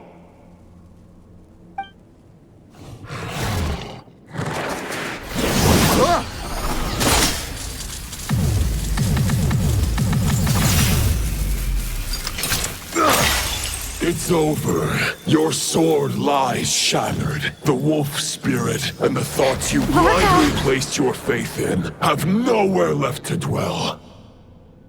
Join me and pledge your allegiance to the abyss, Knight of Boreas. One day you will understand that the only righteous path for those of true virtue is the path of darkest truths. For the next part, it's over to you. Outlander who caught the wind.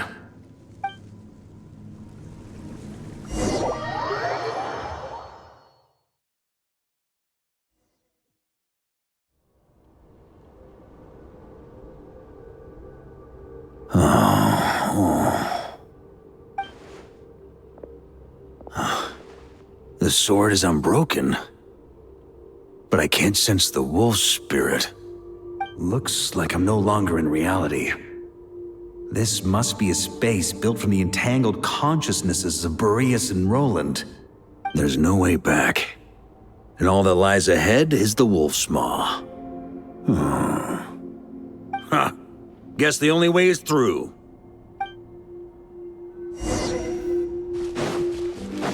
Yeah. Huh? A Favonius sword? Who left this here? Lonely warrior. Take me to see him.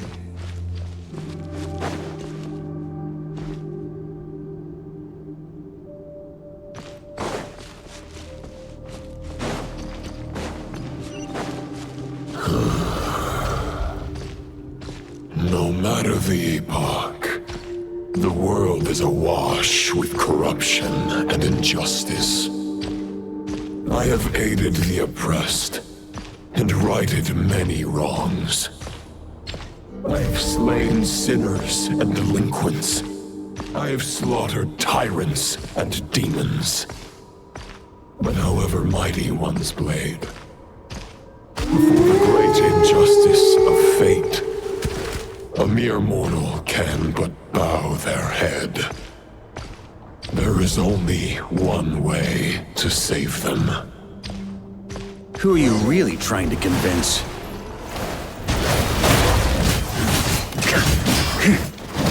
On me!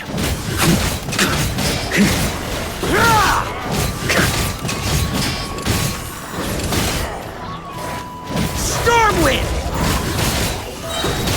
Maria sweeping in!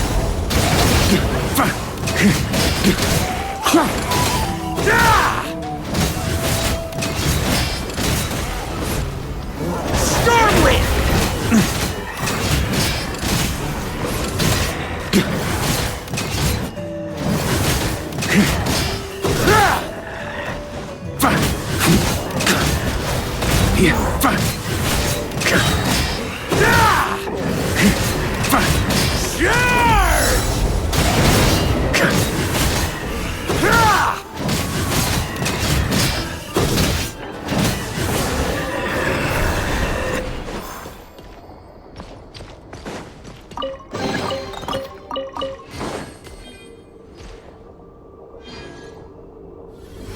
Is this the Fair's shadow? It doesn't look like an imitation. The title of Boreas must find an heir.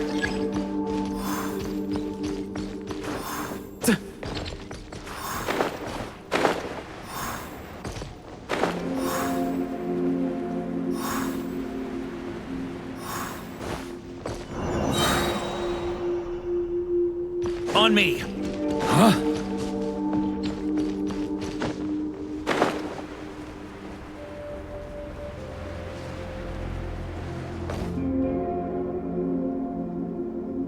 On me!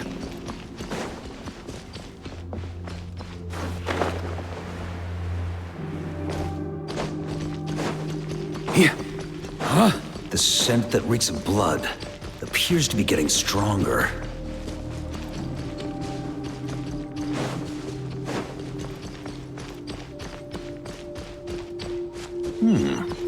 Looks like I can just jump right over these obstacles.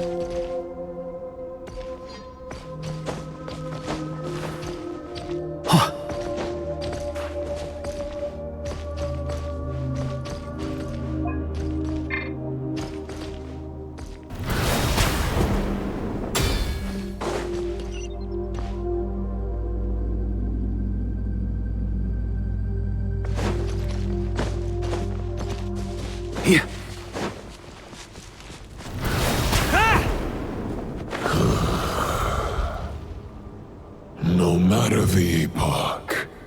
The world is awash with corruption and injustice. Even the most fearless hero cannot fight what fate has ordained. And even the holiest god cannot escape the shackles that bind them. Lupus Boreas, if you still harbor love for humanity, then you must surely know. There has only ever been one way to save them from injustice. Surrender to the abyss. Malicious lies!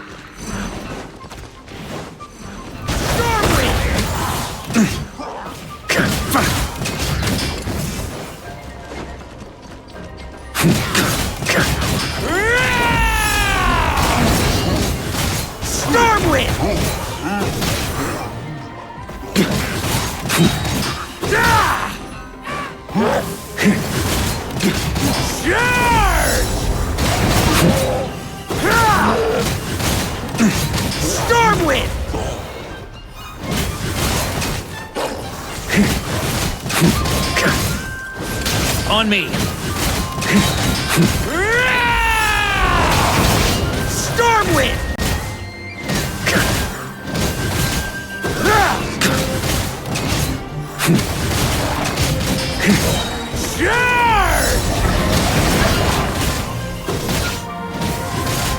Stormwind!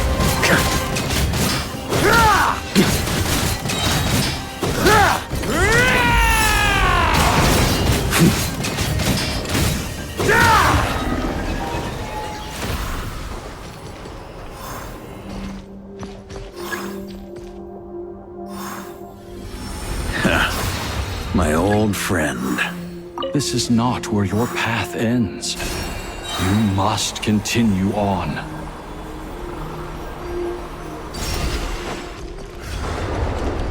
This wind feels less than welcoming. I'd better take shelter.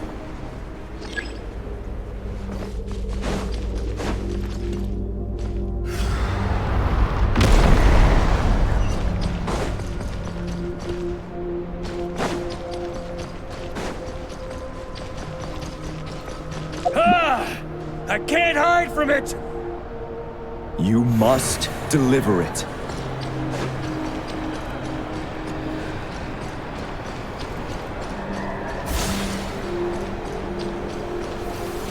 Your path cannot end here.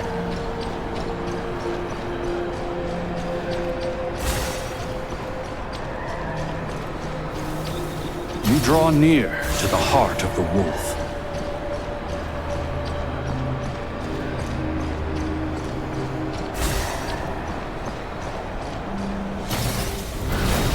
Even if you had an army of 10,000 men, in the end, you must face this fight alone.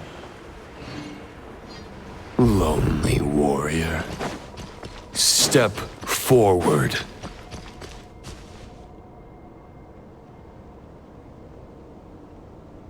Is this the heart of the wolf?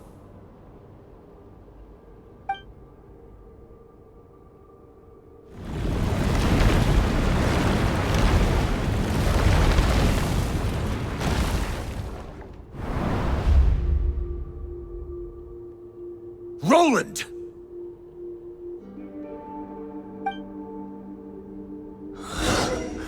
After countless bloody battles, trials, tribulations, and hardships, I, with my mortal flesh and blade, attained power to rival that of the gods. But you know better than I that a mortal's prime is fleeting. In 5 years, maybe 10, age will snatch your strength. The power you take such pride in will fade to naught, disappearing like dust in the wind. Your fame will be as fleeting as firewood beneath the starry sky, lit at dusk, dead by dawn. utterly insignificant. Oh yeah? Be that as it may, the fires that burn down here blaze more brilliantly than the light of 1,000 stars.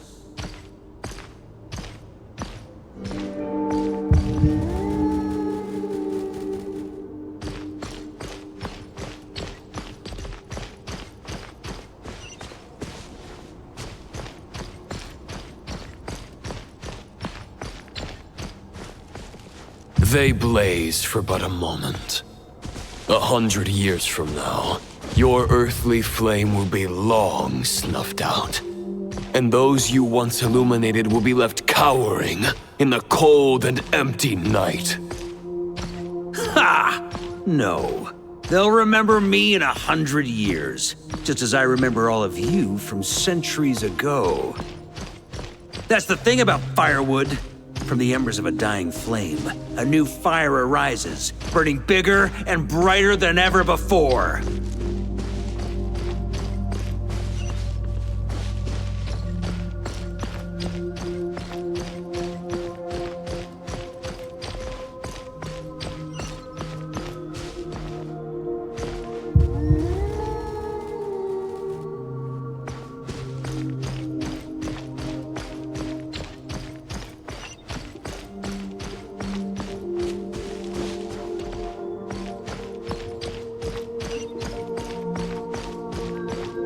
A knight's duty is to save others, not demand things from them.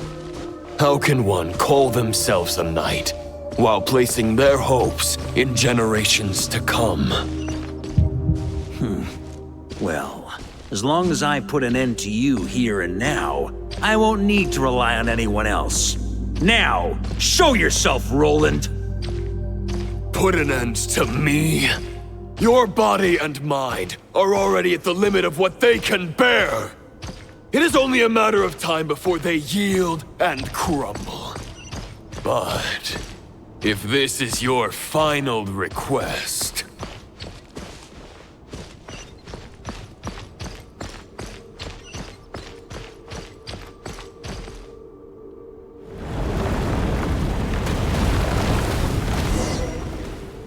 I shall do as you wish, Knight of Boreas. Huh. You're not quite how I imagined you. You don't seem half as crazed as the memories contained in the wolf spirit. Not once have I strayed from the righteous path. But when I look at you, I do not see a hero capable of slaying dragons. Just a lost soul who has wandered far too long. A shadow of the knight you once were. I guess we have that much in common. Neither of us are at our peak. The ray here of Solmari's forces have been defeated. And the Roland you see is but an imperfect image cast by the Abyss. I wield the power that Roland did at his peak, but my heart and mind remain frozen in that blood-stained moment. Therefore, I, in my current form, am flawed. A knight cannot bear their own stagnation. After redeeming you from injustice and guiding your surrender to the Abyss, I shall rectify myself and continue to follow the knightly path. Huh. The world out there can bear no more of your torment. Your obsession, clearly, remains exactly as I had imagined. I suppose there's no chance to make you see the light.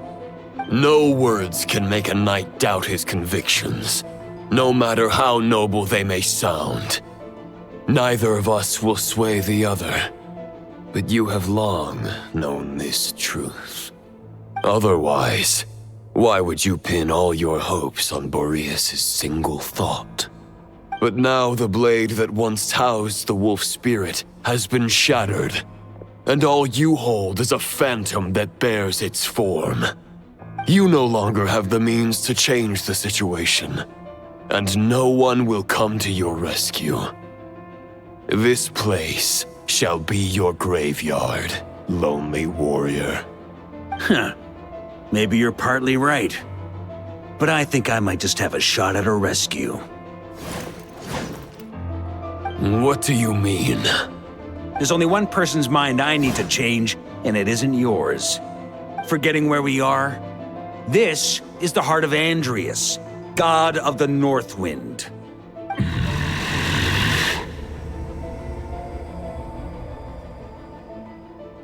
Andrias, can you hear me? Wake up! You are the great god of the North Wind. How long will you allow yourself to suffer the domination of the Abyss? If this is your final gambit, I am most disappointed, Knight of Boreas. Grand displays of heartfelt wishes cannot summon miracles. This world shows no such mercy to its inhabitants. Return. Return to the ley lines.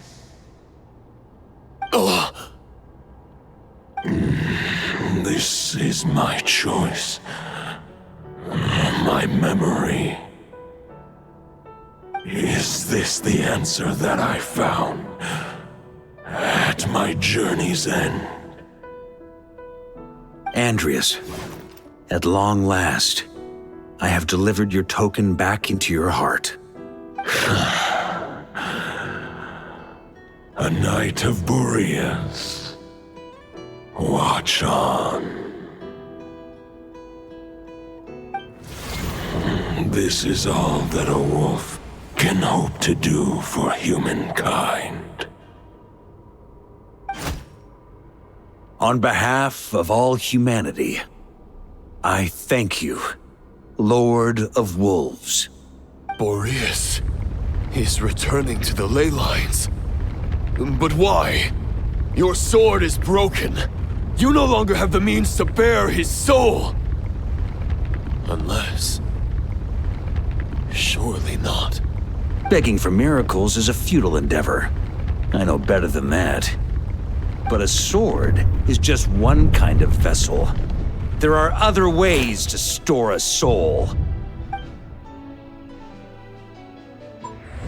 The Dominator of Wolves once bestowed the power of his soul upon his pack, strengthening their hearts and sharpening their claws and fangs.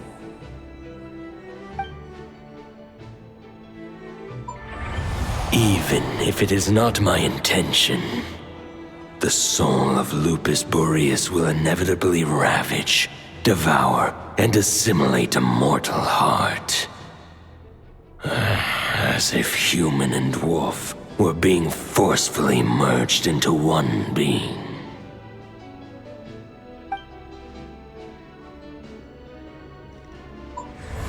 If a mortal heart is to bear the soul of a god, this is a path that cannot be retraced. Yet, I shall not dissuade a knight from embarking on the quest of his own choosing. Your heart, your soul... they are collapsing.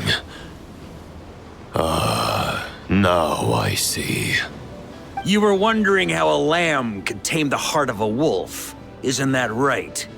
Here's my answer. You get the wolf to swallow the heart. The wolf spirit within the sword was merely a decoy. The true thoughts and memories were carried within your heart.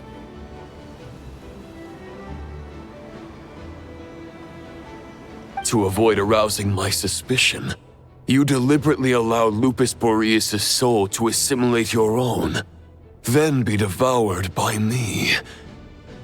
But how did you have the strength to fight while bearing such a great burden? Compared to Lupus Boreas' decision, my sacrifice is nothing. You have a stubborn will, and employed an exceptional strategy. But this is not the way a true knight fights. The choice you have made is a flawed one. Your soul is now merged with that of Andrias. When he fully joins the ley lines, you too will fall. Neither Barbados nor the Traveler will be able to anchor your soul from within the ley lines, let alone rescue you. You have lost, and so have I. Regrettably, I can no longer offer you salvation.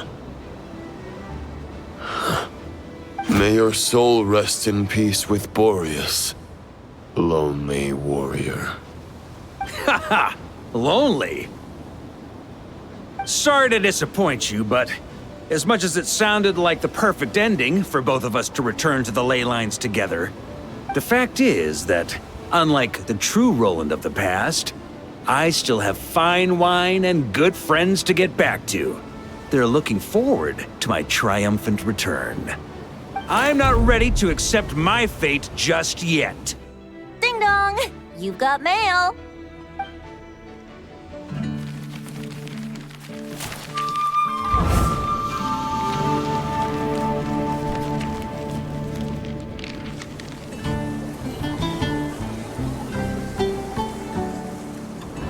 Until I return, I leave them in your care.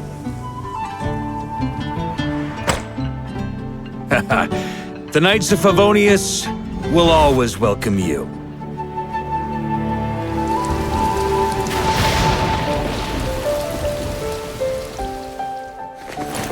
Come on!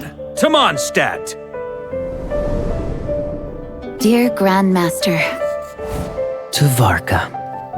To Varka. Family. No pig call.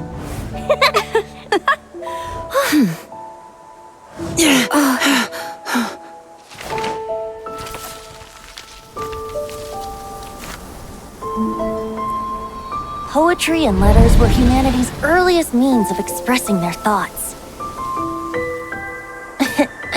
Make sure they all get delivered, Outlander who caught the wind.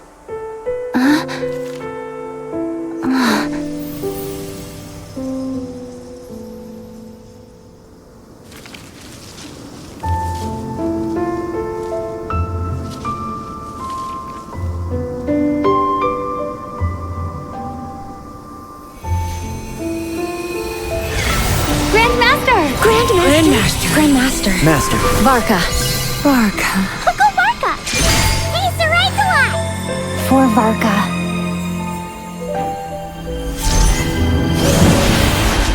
The thoughts of others anchor you, reversing the assimilation. Using your connections, relying on outside help. This is not the way of a knight. The Abyss can sustain me no longer. But now, countless souls who died unjustly will emerge to prevent your return. If you believe in your path, then grant them release. Carve your way out through bloodshed. Varka, mightiest knight of Boreas.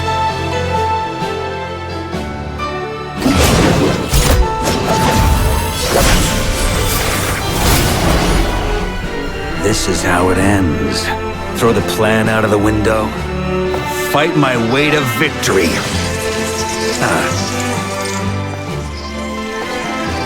Well, that suits me just fine!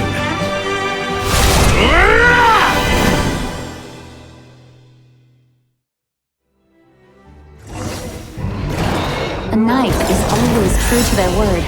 So please, keep your promise and return victorious. You are not alone. Right back at you, Varka.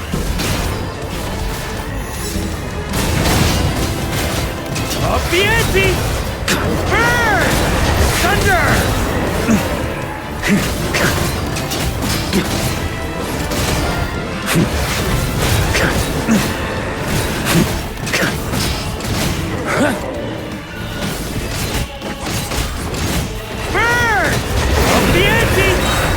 The north wind blows southward. May it guide you on your journey home.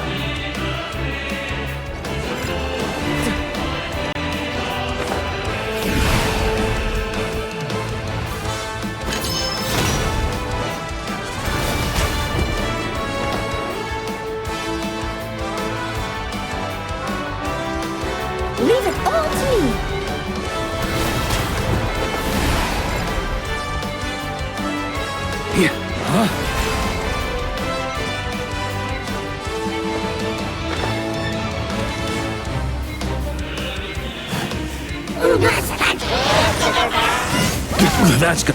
I can't fall here. There's an ice-cold drink with your name on it. Ready when you are. Don't go dying in a place like this, Varka. Off the ante!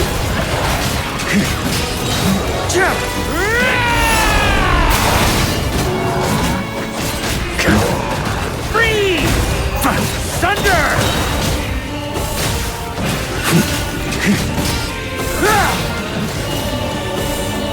On me!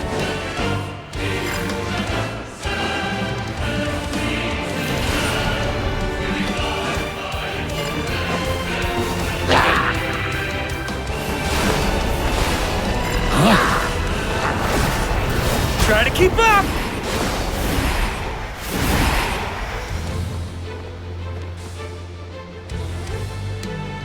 On me!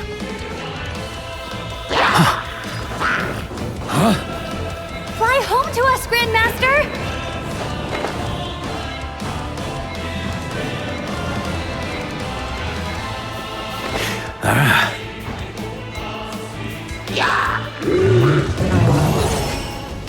Spread your wings and soar toward a new dawn.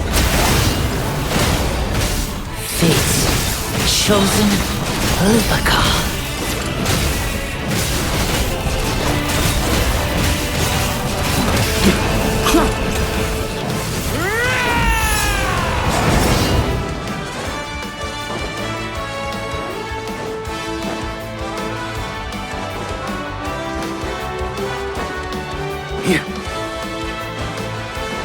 One final battle!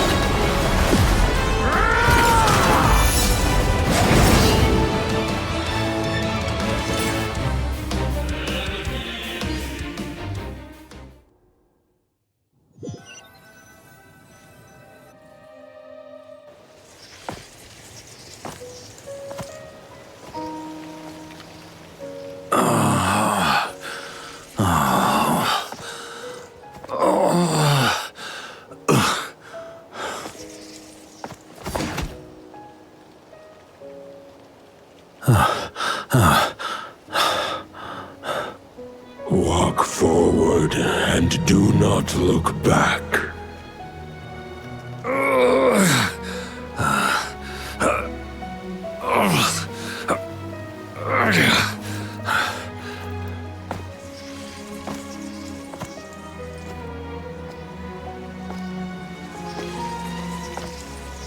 Varka, now I know the meaning of my name. After the lengths you've made everyone go for you, you'd better make sure to thank us all properly when you get back. You know, I have a lot of things to update you on, but they can wait until you're back. I have no intention of returning to the Knights of Favonius, but I trust you will find a way to manage on your own.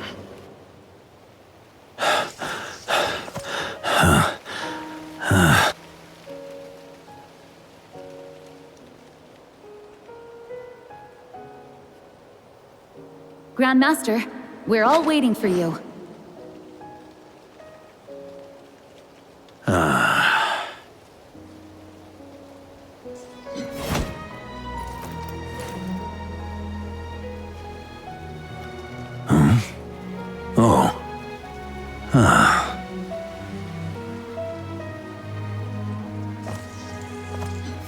I'm not doing too bad a job as Grandmaster, am I?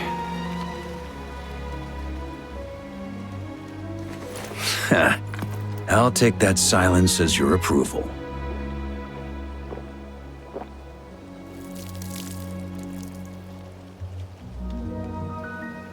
Everything you swore to protect with your lives, it's all still here, safe and sound. The Knights of Favonius, Mondstadt, and the oath sworn by every knight. I'll protect them all with my life. And so, I'll deliver that letter on your behalf.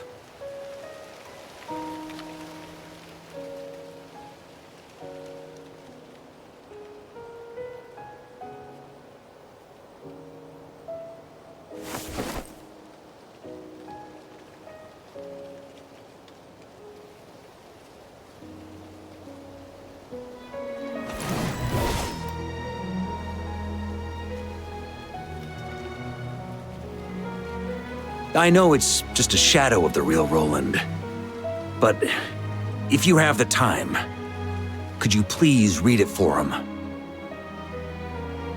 Rostam and Arundelen, they never forgot you.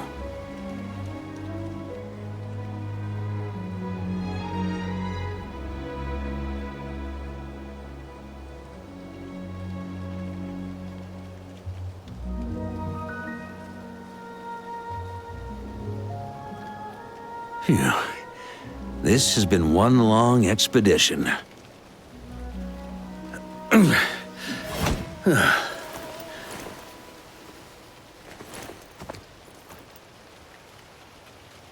From here on out, I think I'll let the wind lead.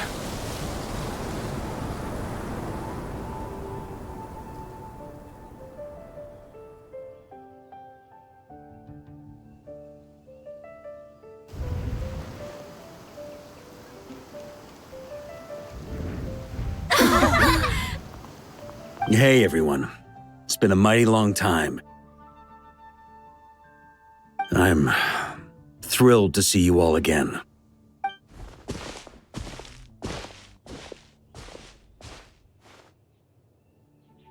Welcome back, Grandmaster.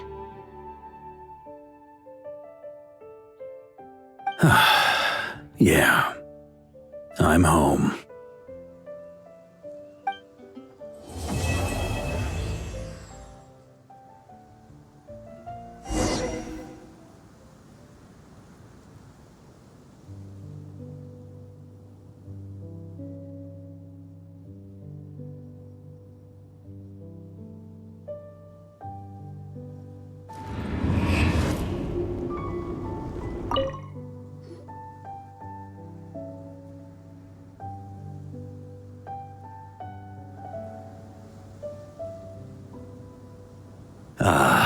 It's been a while since I felt this wind on my face. Just how I remember. So, is there anything you'd like to talk about? Now's your chance before I get dragged off to the office. His sword was just a decoy. I carried his soul in my own heart. That was the plan I was most certain would work. The second half, though, using everyone's thoughts to guide me back out of the ley lines, I wasn't too sure that would work out. All jokes aside, what would you have done if the Traveler hadn't been able to separate the wolf spirit from Roland's influence? Initially, I was planning to have Barbados carry out that step. But when I approached him about it, he said there was a much more suitable candidate. The Outlander who caught the wind. Turns out our trust was not misplaced. Thank you.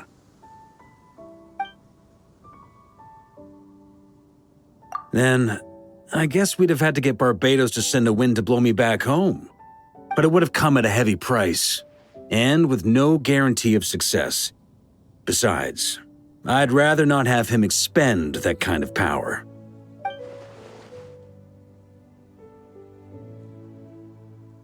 It's a good question. A glass of the finest dandelion wine, perhaps? No doubt I'd have to pay for it with a secret stash of cash in my office.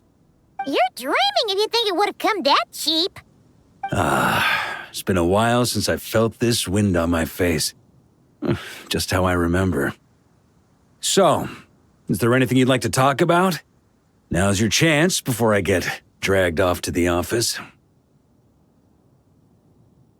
Well, with the shadow of Roland vanquished, the Wild Hunt won't be able to consolidate their forces for the foreseeable future. A few knights will remain on rotation at the Nodcry stronghold, but everyone else will be sent home in waves.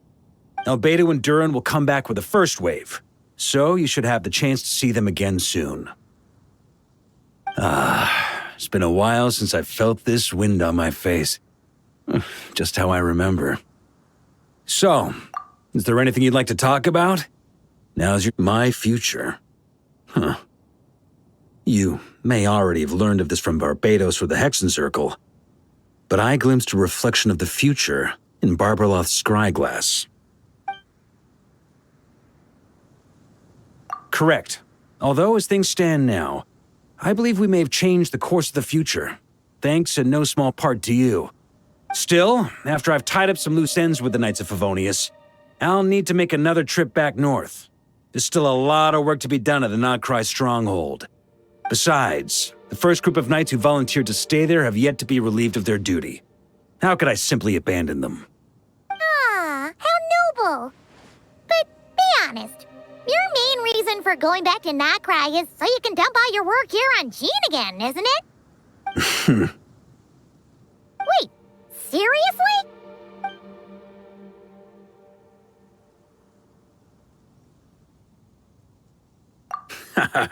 I'm only pulling your leg. You'll be seeing a lot more of me in Mondstadt from now on. It's been a while since I felt this wind on my face. Just how I remember. So, is there anything you'd like to talk about? Now's your chance before I get dragged off to the office.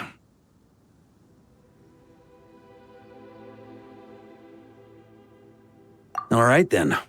I'm gonna stay here and enjoy the breeze for a little longer. For all the wine in the world, there's no feeling as intoxicating as the wind from your hometown after a long time away.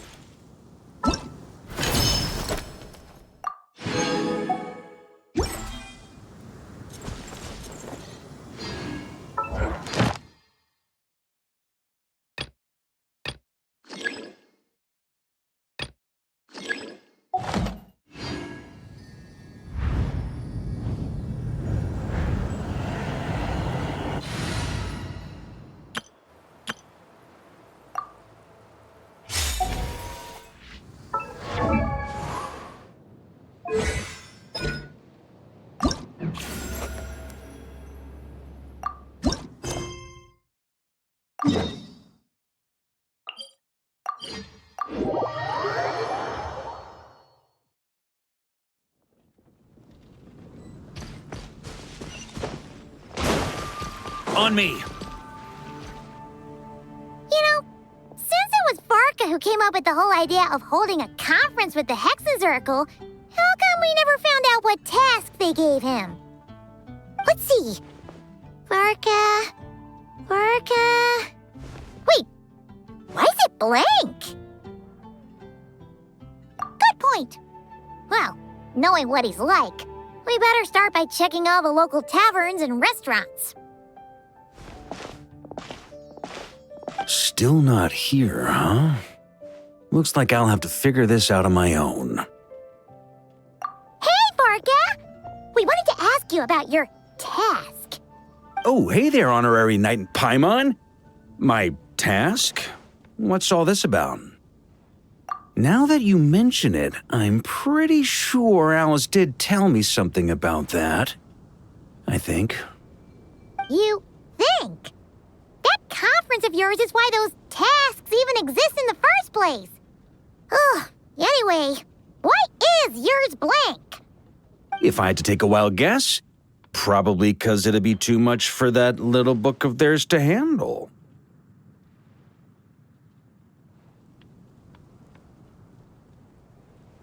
My task is to make the finest wine Tevat has ever seen. How's that? Too much? Trust me, this is serious business. See this new scar on my arm? That's what it cost me just to get my hands on the recipe. There I was, venturing into a deep, dark domain, battling some of the fiercest, most vicious monsters I've ever seen. Now, we're just 3 special ingredients short of finishing this thing. Honorary Knight, Paimon, would you be willing to lend me a hand? Ugh, fine. Why not? Since it's only 3 things, Paimon's just gonna pretend she buys your story. All right. Haha. So, we still need wood chips struck by knights, pigeon feathers shed in joy, and medicinal broth brewed in a large cauldron. Wait a sec! Were we supposed to be making wine? That sounds like some kind of super suspicious potion. Good point. Well, our taskmasters are a bunch of mages after all. We're following the recipe to the letter, so all 3 ingredients must adhere to their requirements. Come on, let's get started with those wood chips.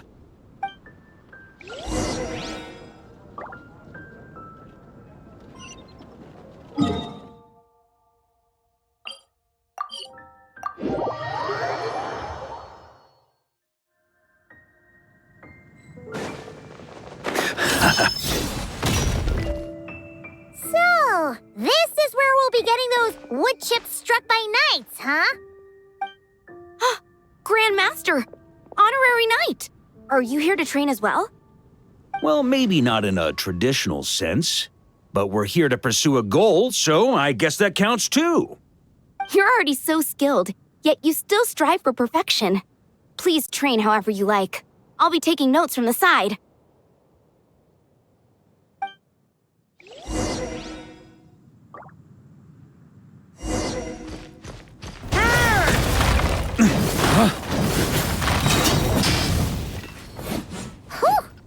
Paimon had no idea the Knights of Favonius had training dummies this huge! My father made this a special collector's edition. I'm sure it'll prove worthy of your skills. Amazing! So that's how you do it. Why does Paimon feel like she's heard that reaction like 100 times before? Yeah, this'll do. The shape, the texture, the quality. Brilliant. How you can tell one wood chip apart from another is beyond, Paimon. Whatever, as long as you're happy. Next up, those pigeon feathers shed in joy.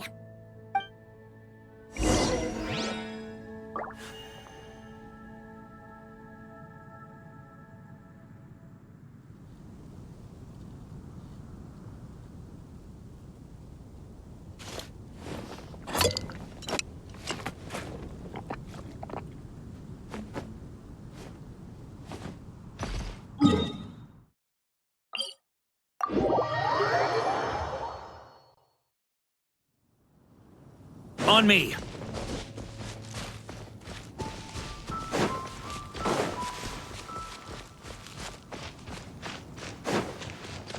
Here.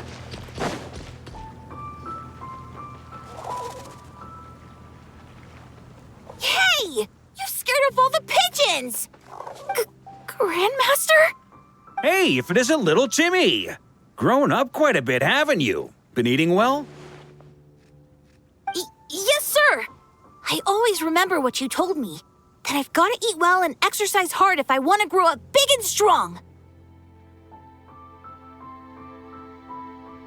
Well, guess that's the Varka effect. Honestly, Paimon would be shocked if there was a single kid in this city who didn't look up to our living legend over here. Sorry for scaring your pigeons away. I was actually going to ask, is there a way to approach pigeons without spooking them, while keeping them happy at the same time? To be honest, I usually walk up to them quietly and scatter some feed. Boom! That's it! Say, you got any extra feed on you right now? I do have quite a bit, but... Grandmaster, what are you planning to do? Don't worry, little man. We just need to borrow a feather or two. You have my word. All right then, no problem. And thank you, Grandmaster.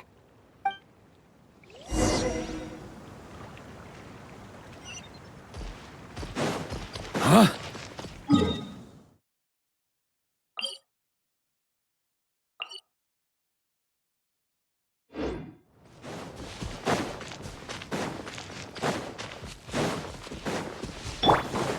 A bitter pill to swallow.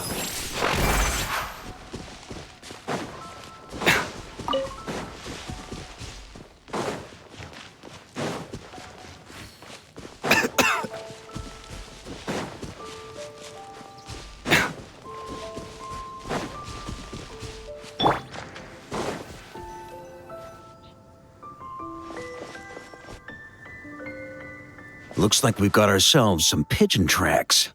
Let's wait here. When they appear, walk up to them quietly and scatter the feed. But make sure not to hurt them. Ready?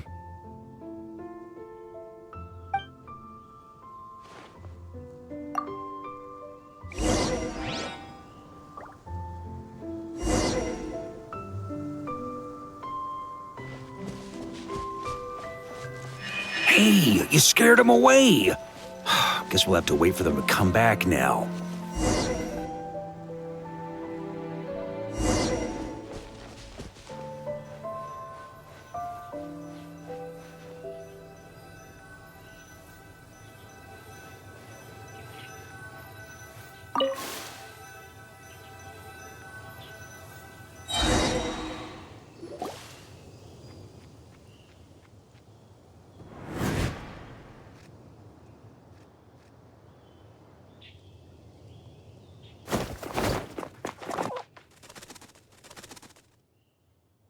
Got him!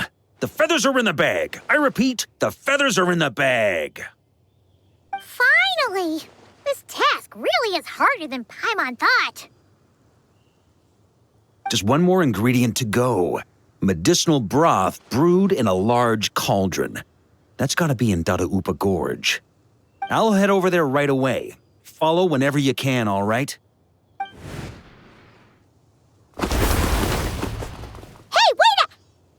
Jeez, talk about excited.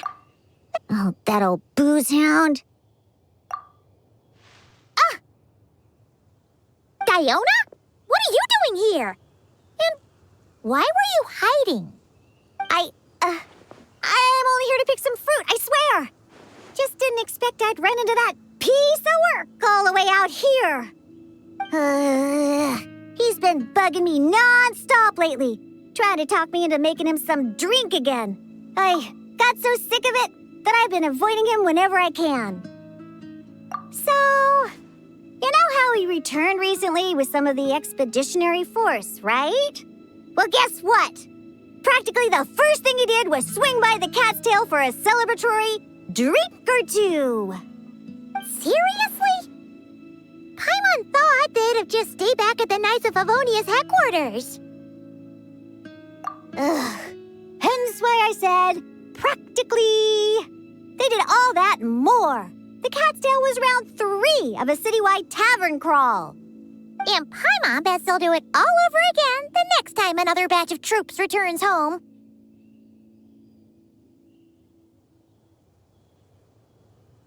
Anywho, long story short, I couldn't bear the sight of those drunk old skunks for even 1 second longer.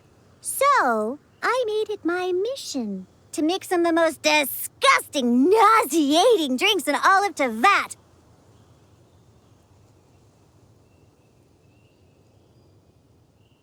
Yeah, so that's why I tried to get Prince to mix the drinks instead. Ugh. If only those drunkards hadn't started messing with his Meowjo. In the end, Prince ran off before he could finish. At least he gave that old boozer a nice big scratch on the way out. Ha ha! There I was, venturing into a deep, dark domain, battling some of the fiercest, most vicious monsters I've ever seen. Anyway, it was right there in front of me, one small step away from completion. Yeah. Some wood chips I noticed on the knight's clothes, some pigeon feathers I picked up in the forest. Oh, and some of the hilly churl herbal soup I was planning to turn into a remedy for sobering up. Wait a sec. You said this all happened not long after Varka first got back, right? That must mean Uh-oh. This could be bad. We've got to go stop him before it's too late.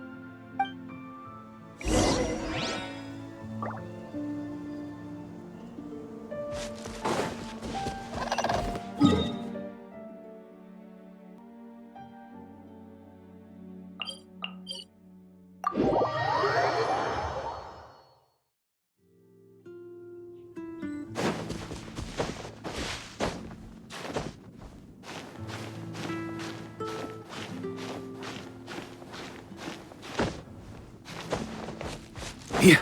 Huh?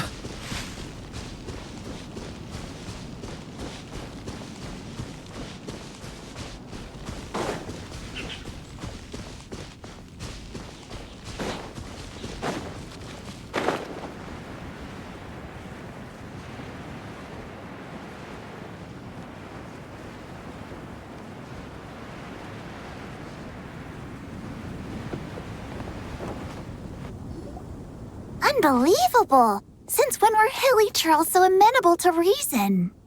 Ella! You haven't seen Varka around here, have you? As a matter of fact, yes I have. Just now he went off to borrow a large cauldron from the hilly trolls. And get this, they gave it up as soon as they saw him. The weirdest thing was they barely exchanged any words at all.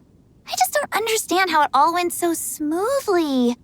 Could the Grandmaster know some hilly troll body language that I'm unaware of?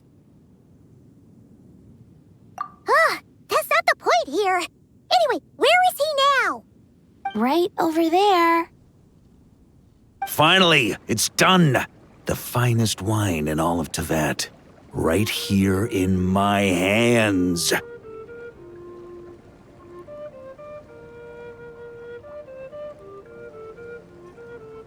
Oh, hey, gang. You finally made it. Those hilly trolls just now were surprisingly reasonable.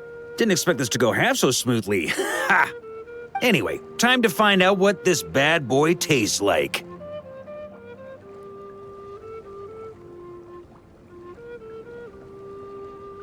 Huh? You want to taste it first? Dream on, kid. The honor of the first cup's mine. Don't worry, I'll leave some for you.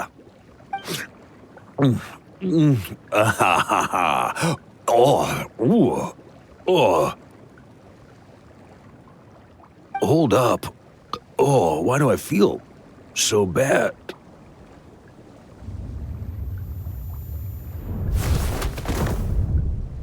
Varka! Are you okay? Varka! Varka!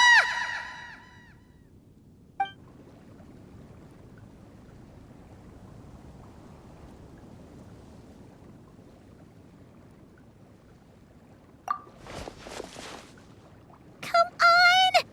You didn't defeat a god just to fight the dust here!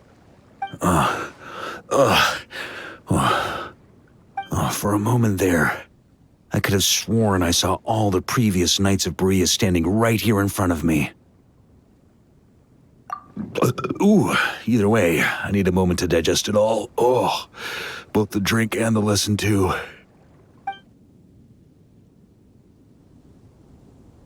Aha. So the missing ingredient was actually the Spring Fairy's blessing. Ha ha ha ha! Never would have guessed. Hey! Don't you act all innocent! You still owe us one for trying to pull the wool over our eyes! Sorry. Truth is, though, I genuinely believed it would work. And I was even planning to come clean over a drink or two afterwards anyway. But I guess you probably don't want to drink it anymore, do you?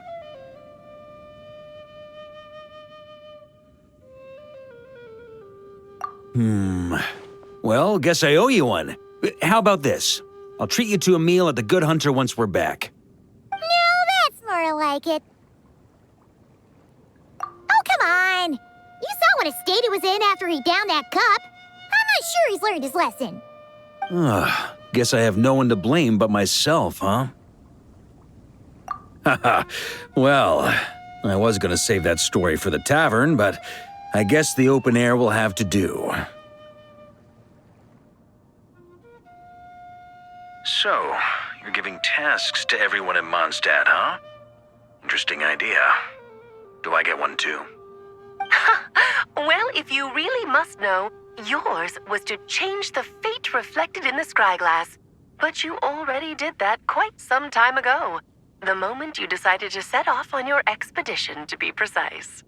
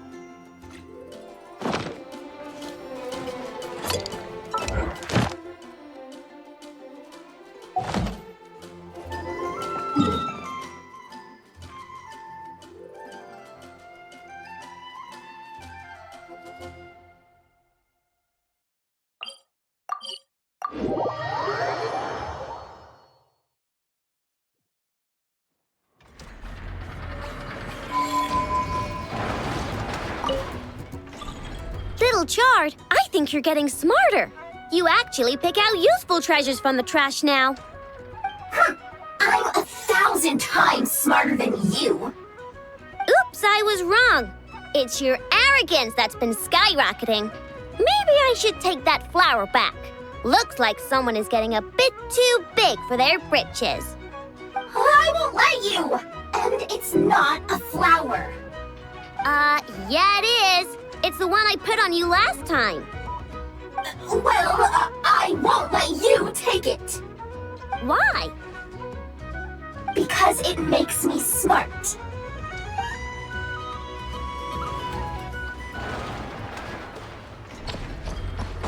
On me!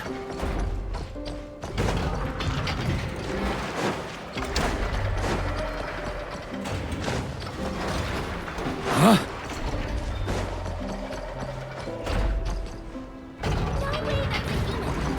On me!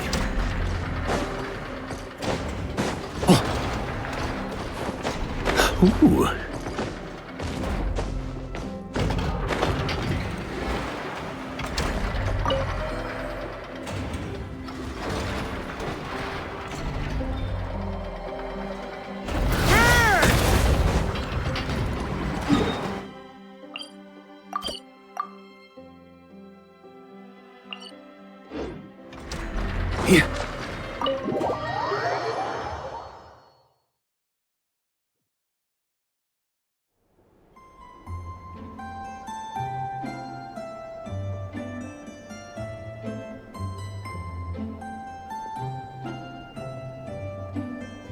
Big Sis Yoimiya! You're here!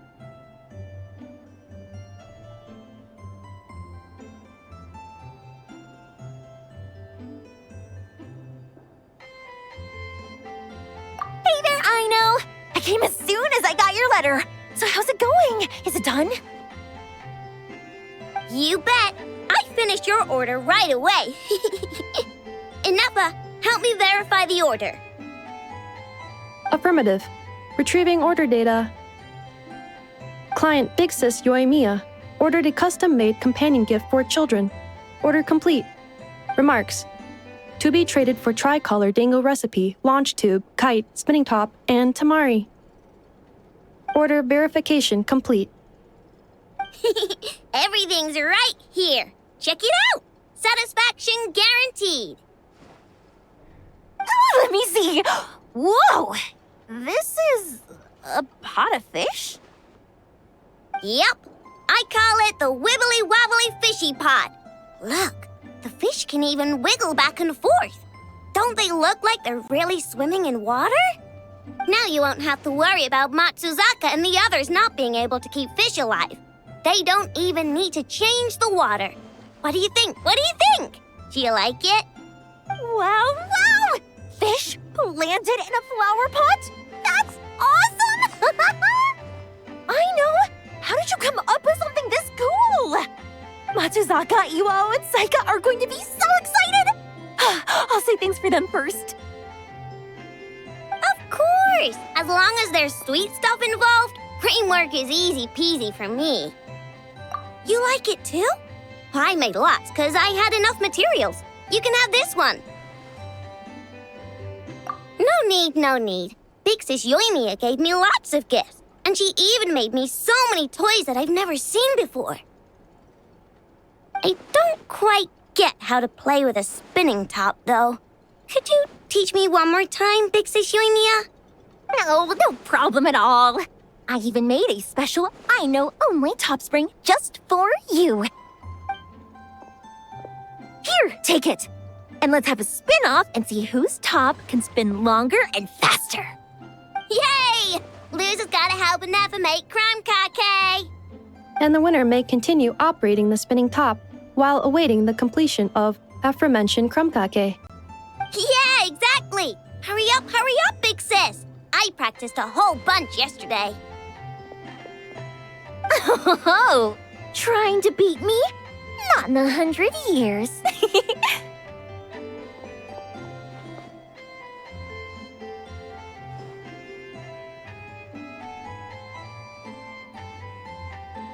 I performed this trial yesterday, following precise calculation of the force, angle, and time necessary to initiate the spinning operation.